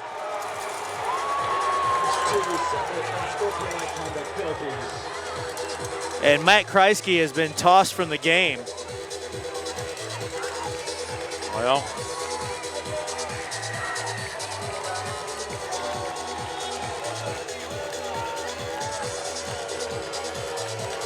Coach Kreisky has been ejected from the game.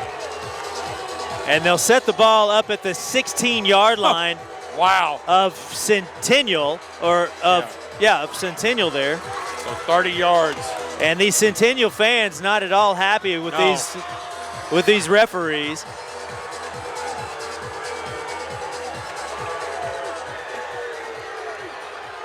And 2:28 to go in the ball game. Hang on to the cameras, boys. This press box feels a little bit wobbly. Shaking a little bit. If we're going down, somebody's going to stop us.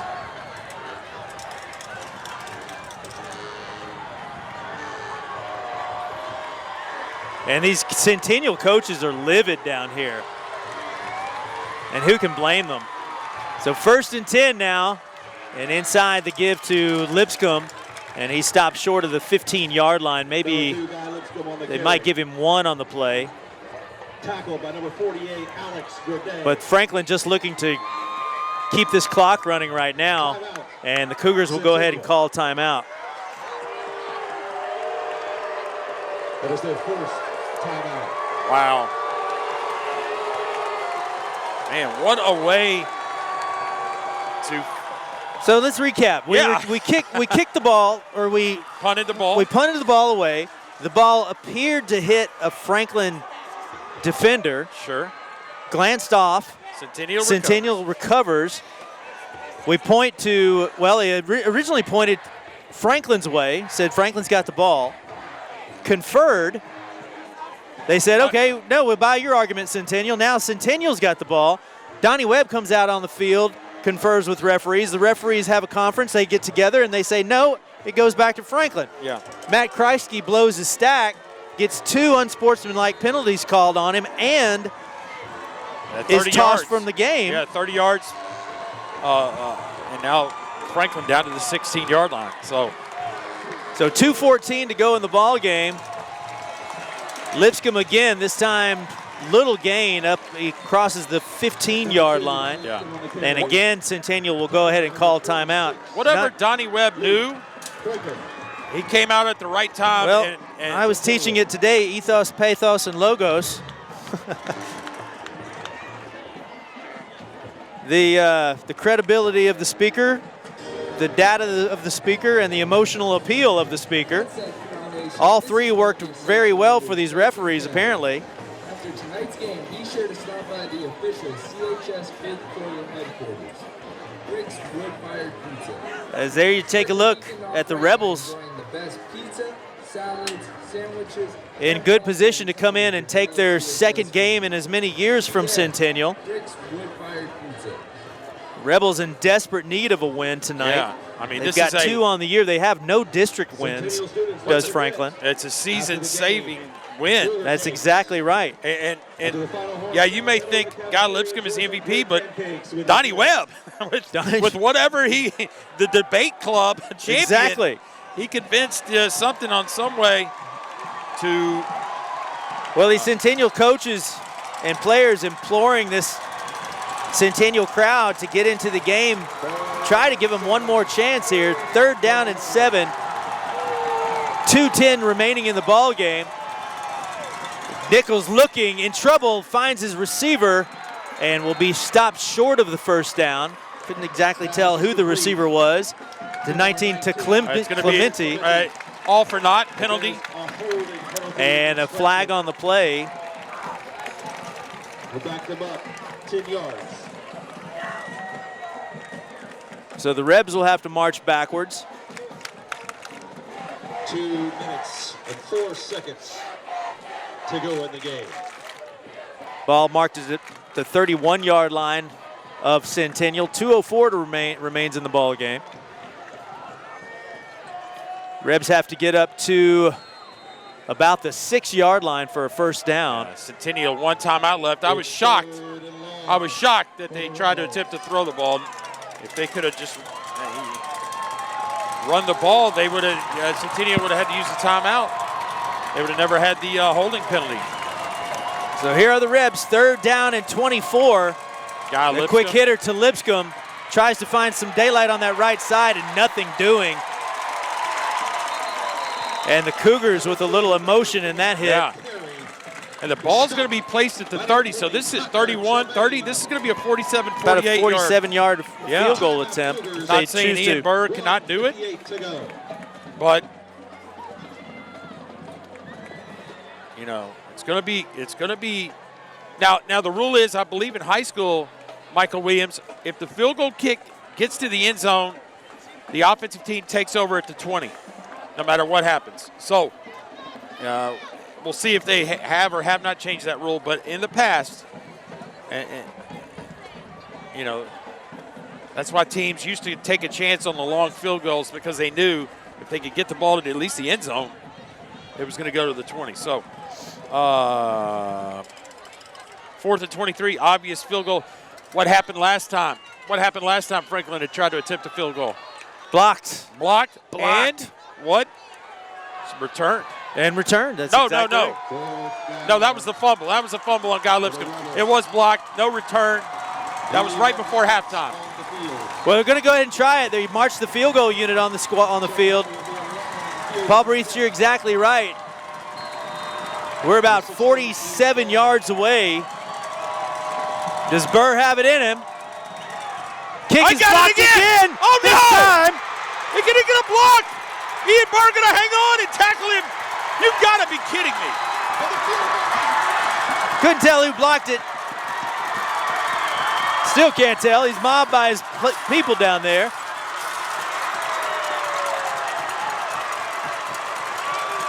That is unbelievable.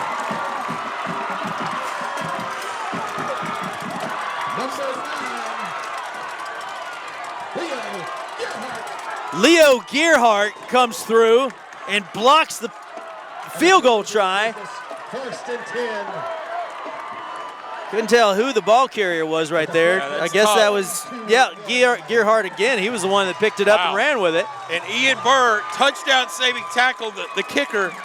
If there's no way that Centennial scores, everybody needs to go find Ian Burr after the game and say thank you. Because that was huge.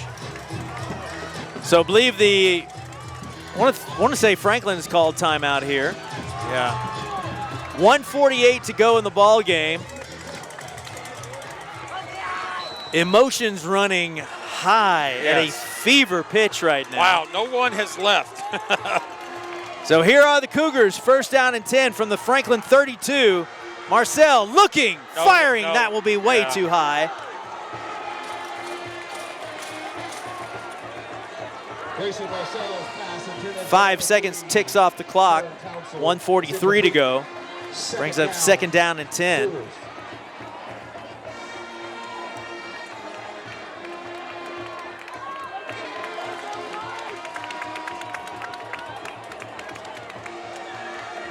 So 3 more downs here for the Cougars. Yeah. Maybe 3 receivers right. Don't go for the home run, and that's a good call. Oh! Thought we might have a face mask right there, so but too. Smith is spun down for no gain here. Number 2, Desmond Smith on the carry. Clock continues to tick away. 90 seconds to go now. Wow.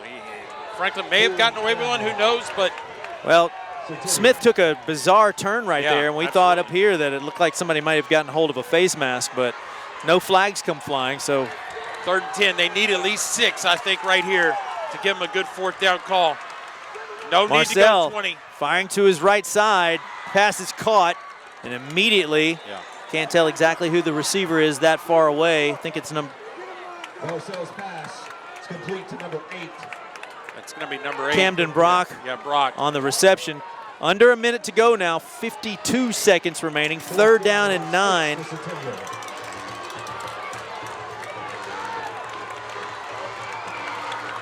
Is this 4th down? This is it, 4th and 6. So here's your ball game, 4th down. Marcel looking.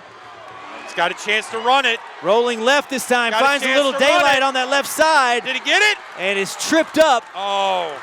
just before the 20-yard line.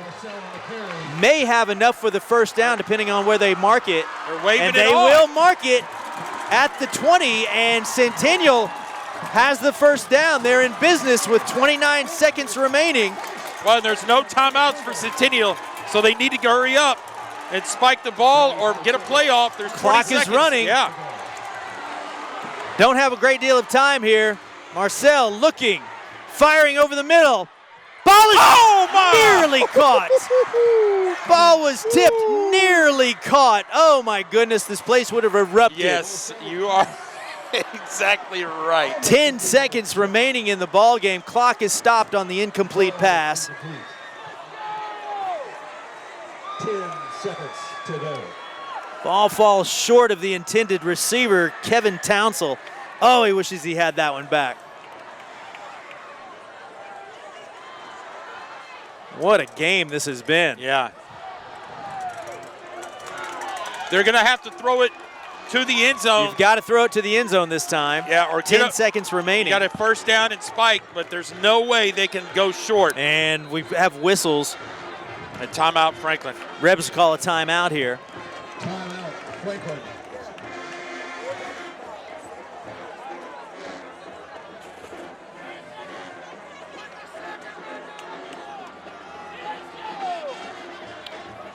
Well, they see the parents down in the stands saying put a second back on the clock. One tick off the clock from 10 to 9 seconds. Which Paul Breece could make all the difference in the world. Oh, yeah, it? sure. And they've got a point. They've got an argument here. Yeah. So they go ahead and put the 1 second back on the clock. It's not a heck of an advantage, but it is at least an advantage to put that 1 second back on the clock.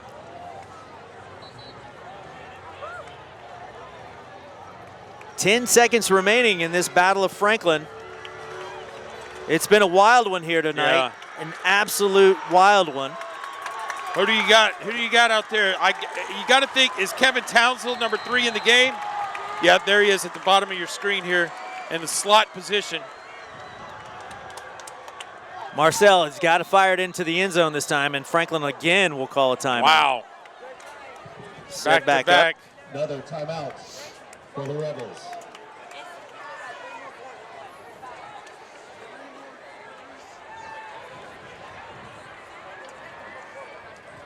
So you see the Centennial players taking a knee down there. Yeah, I think they're trying to calm them down so they can get the play called in.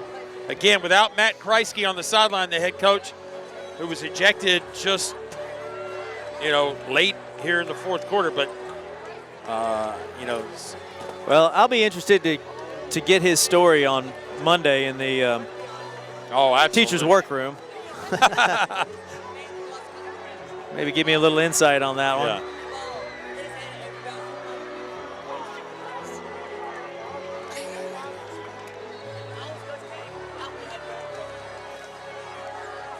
So a huge. They march back down on the field this time. 10 seconds remaining. Here come the Franklin Rebel defense. Man, the big 5 up front for Centennial's got to give Marcel time to throw. And Marcel's got to have that internal clock going off in his head. 10 seconds. Here's the snap. Here's the ball game. Marcel flushed, fires to the end zone. Got his man open. Touchdown, Centennial.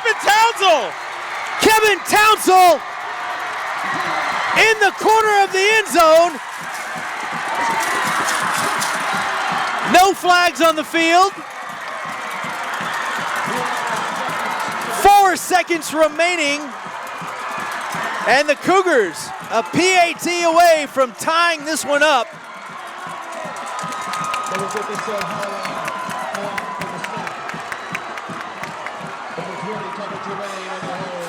Wow. That's all I can say. Kevin Townsend, the one guy we just said, he was standing wide open. Kick is up and away, and it is good. With 4 seconds remaining, we have a tie ball game. 28-28. Here we go, replay. The guys up front doing a great job blocking. Marcel scrambles a little bit, gives him a little more time to throw. Marcel, he sees Kevin Townsend and Cooper Grills, number 11. The defender on the play, just a tad late.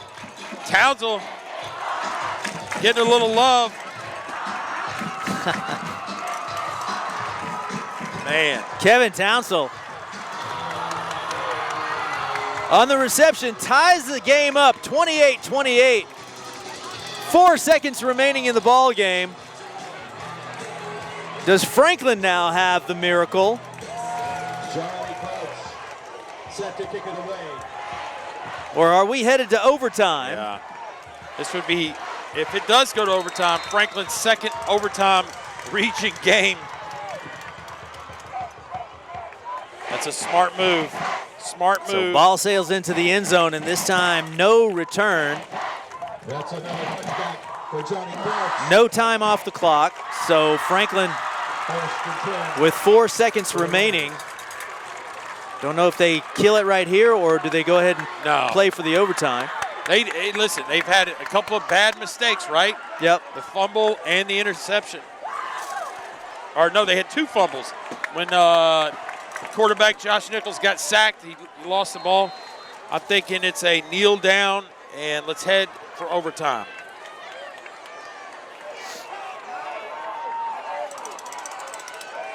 So the Rebs in that formation, and Nichols will go ahead and take the knee and kill the clock, and we've got some free football. So headed to overtime now. Franklin looked seemingly in control, 28-14, but the Centennial Cougars have stormed back in the 4th quarter to tie the ball game, 28-28, and we're headed into an overtime period. There you see this Battle of Franklin. Nobody giving up just yet. High school football, Paul Breece. Well, wonders never cease. Never cease. I mean, this is huge. Again, the Rebels in dire need of a district win. And they looked like they were going to come in here and sneak out of here with one, but these Centennial Cougars have stormed back to tie the ball game up. Again, Matt Kreisky, Centennial head coach, ejected from the game earlier.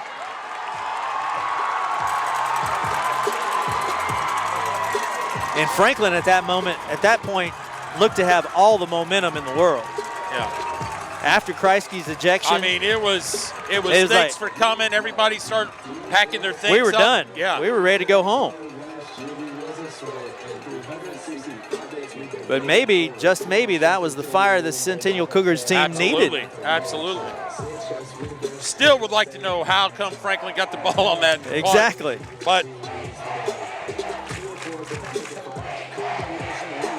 at least they can say, without a doubt, that play did not lose the game for them. They, but still a little bit of justification on the whole thing would be nice.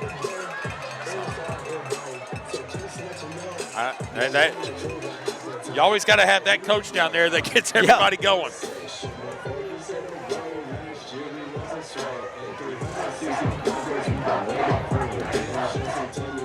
So only one captain for each squad walks out on the field this time.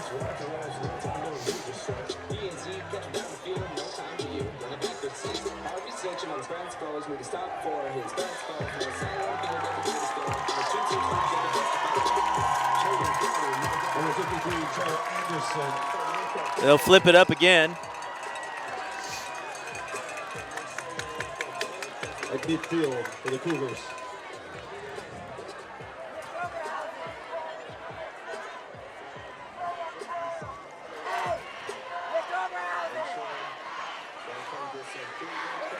And there you see the rebellion on the other side of the field. He's won the toss.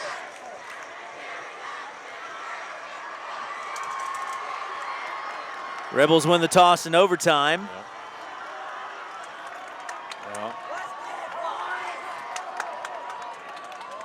This is your second overtime game of the year. Second overtime. Second Franklin overtime. Second Franklin overtime. Walk us through overtime. Well, overtime period consists of each possession at the 10-yard line.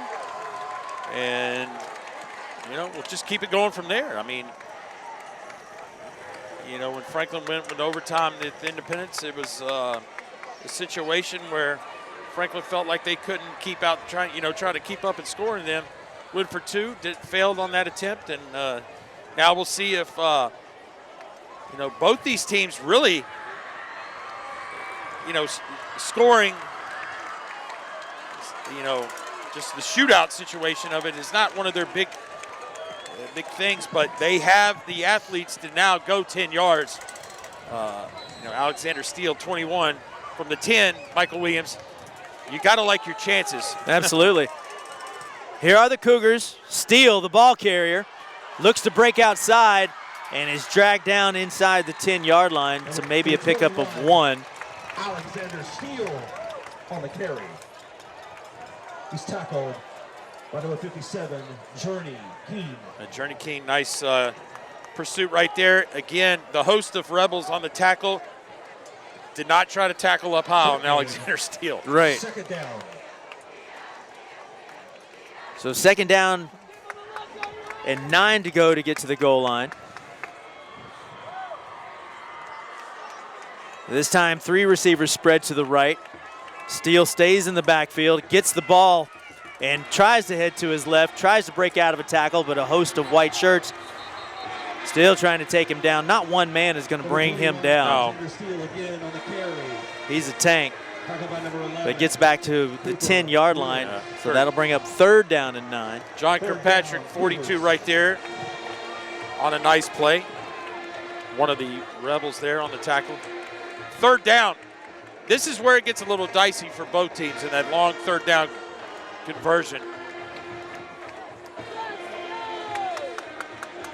You know, you have So you just have a play clock to deal with right now. absolutely, and you definitely Down to do 9 not- seconds. yeah. Delay a game should not be. Marcel looking, rolling to his right, firing to his left. This time ball is in the air. Oh! Again, Townsend Oh my off goodness. the deflection. Kevin Townsend, Johnny on the spot.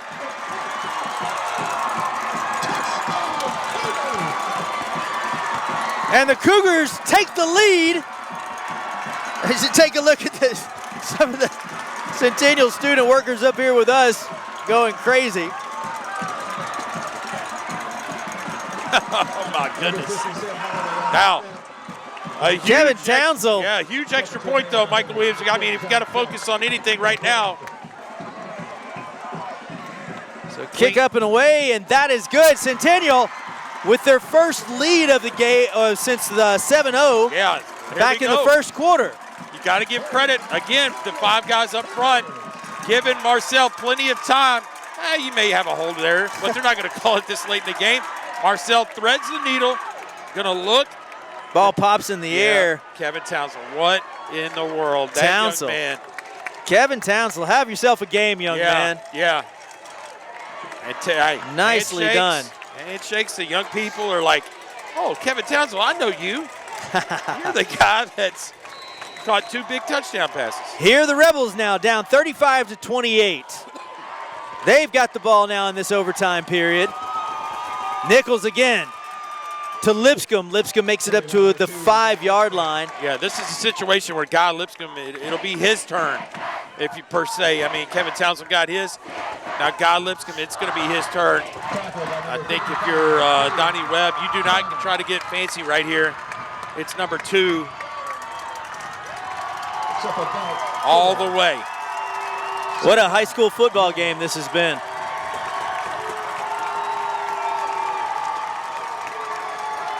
They stack that left side now.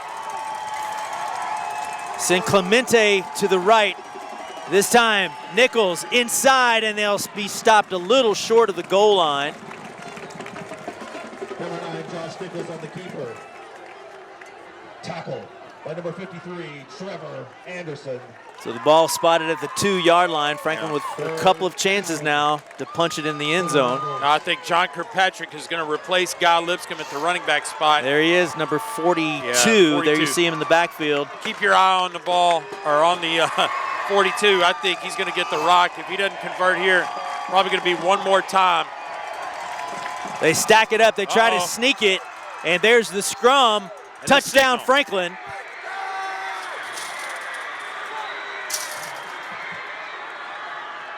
Number 9, Josh And Nichols immediately Ian Burr is going to come out on the quarterback sneak. for the extra point. That's a touchdown for the Rebels.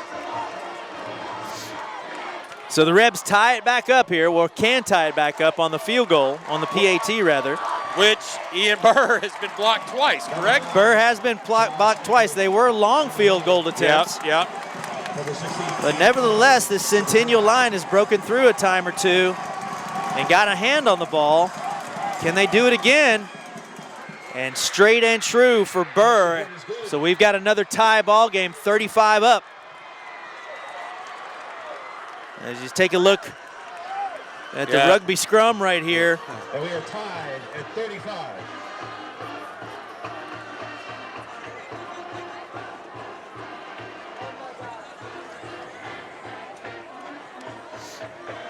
Wow. That's all you can say again is just like, I mean, I'm trying to look up in the sky to see where the full moon is. It's not here. We had a Friday the 13th full moon. Yeah, that's gone. A few weeks ago. First week of October, you know, the Halloween-ish type. It's in, we are knocking on the door. Man, and this is what, you know, on paper coming in, people were talking about playoff atmosphere. Everything's riding on this, and lo and behold, we got it. We do have it. We got it good tonight. So the Rebs will set up first and goal from the 10-yard line. They just scored. They get the ball back. Yep. As Centennial's defense comes back off the field. Again, hope you're joining us tonight on either YouTube live streaming or Facebook live streaming. You know, I've got 63 people watching right now. So thank you, 63-person audience right now. You guys from everywhere.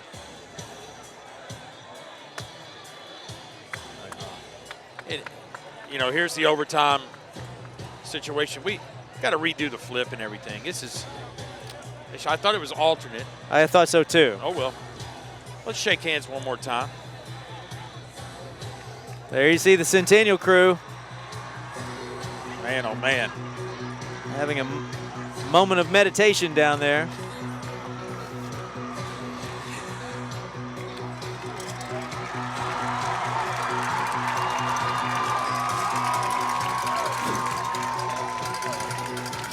Now I think we're going to go to the other end of the stadium. As that hymnal Thunderstruck plays in the background.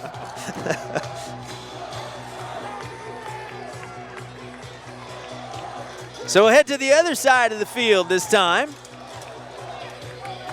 Why not? Still standing room only tonight. You see folks gathered around the track. Yeah. Stands are packed. And, you know, the way the game was going in the first quarter, I thought we may be out of here before 9 o'clock tonight. Not the case. 9:45, and there's plenty of life in the stadium. Plenty of life. Here are the Rebels now. First and goal. 3 receivers to Nichols' left. Sends a third to his left. This is Lipscomb again. Finds his way. And he's inside the 5-yard line. Wow. Guy Lipscomb having the game. Guy Lipscomb on the carry. Tackled by number 42, Forrest Dangler. So here comes Kirkpatrick. Second down for 42. So there you see him, number 42. Call him the change of pace back, right? That's right. Guy that's going to run you over. Short yardage big boys. He's got the call and runs into some gray shirts. Does he fall across the goal line? Oh, the guy down here, the referee and they give it to him. Yeah, that is a touchdown. Franklin. The referee down here at the Centennial side, he's been holding his hands up for about 10 seconds. Nobody looked at him. John Kirkpatrick on the So Kirkpatrick again falls across the goal line and gives Franklin the go-ahead touchdown. And now, Paul Breece, we have to, nope, I don't guess we have to go for 2, do we?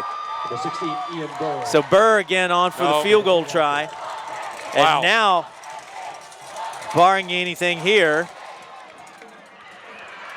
PAT is good. So now, does Centennial have an answer? The pressure, here we go.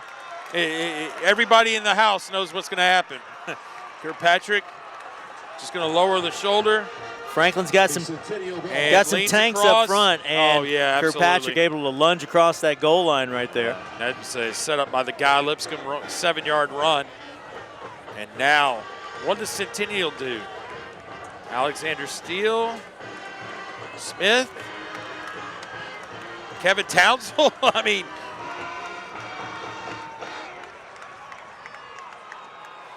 I will say Smith, is the running back, has got him he's been bottled up tonight. The Rebels have done a nice job. Well, I tell you, containing him. What do you got? I'm not sure why they call it the Battle of Franklin. This has been the War of Franklin tonight. 42-35 your score. Centennial again inside, a quick spin move. Yeah, and Plowman on the catch. Jet Wilson on the tackle. Number 7, Cannon Plowman is complete. So Plowman spun down just shy of the goal line. Now here comes the John Kirkpatrick for Centennial, right? Alexander Steele, number 21. Number 21. Down, Franklin. Centennial.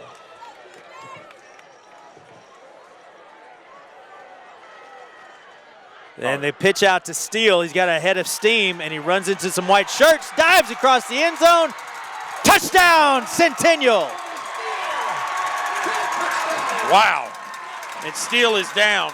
Steele is slow to get up. Yeah, or not.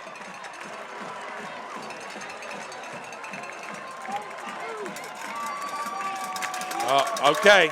He's hobbling a little bit. Yeah.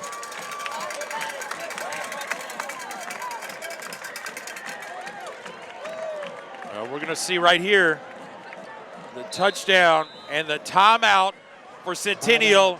Michael Williams, hold on to your hat because I think Centennial is about to go for 2. You better have your best play in the book right here, Coach. So here you take a look again. Yeah. Everybody in the house knew this was coming. Yep. Cougar Nation. Don't forget to stop by Brick's. So Steele on the quick toss. He's going to just they're located just around the corner. the stretched out and the touchdown, and then all of a sudden he looked like once he got confirmation that he scored, it was just like, oh my goodness, I can't. Something's wrong. Nicely done, Lance. Yeah. So good job, guys. Yeah, absolutely. Great job, guys, in the truck. Here we go. This is where it is all going to be decided.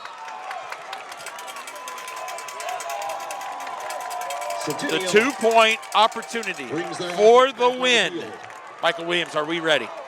42-41. Here is your ball game. Yeah, and Steele, I believe, is he still in there? I believe he is. There is number 21, Yep, Alexander Steele. And he's not in the backfield. So this is a true pass option right here. And here we go. Marcel looking, in trouble, fires, knocked away. And that is your ball game. 2-point conversion fails, and the Rebs storm the field. 42-41. And Franklin will take this Battle of Franklin 42-41. Wow.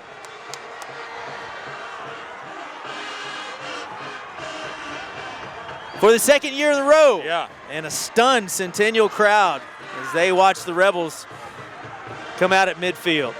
And the season is going to be prolonged for the Rebels.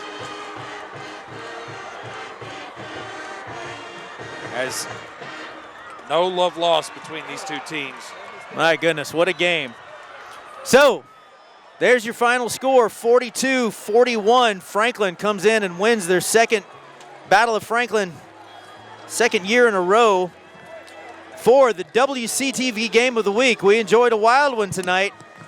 We're back to see these Centennial Cougars again battle Page next week. For Paul Breece and all the great work down in the trunk for the WCTV crew. There you see once again the final score. Franklin wins it 42-41. For Paul Breece and everybody, my name is Michael Williams. Have a great weekend, everybody, and we'll see you next week.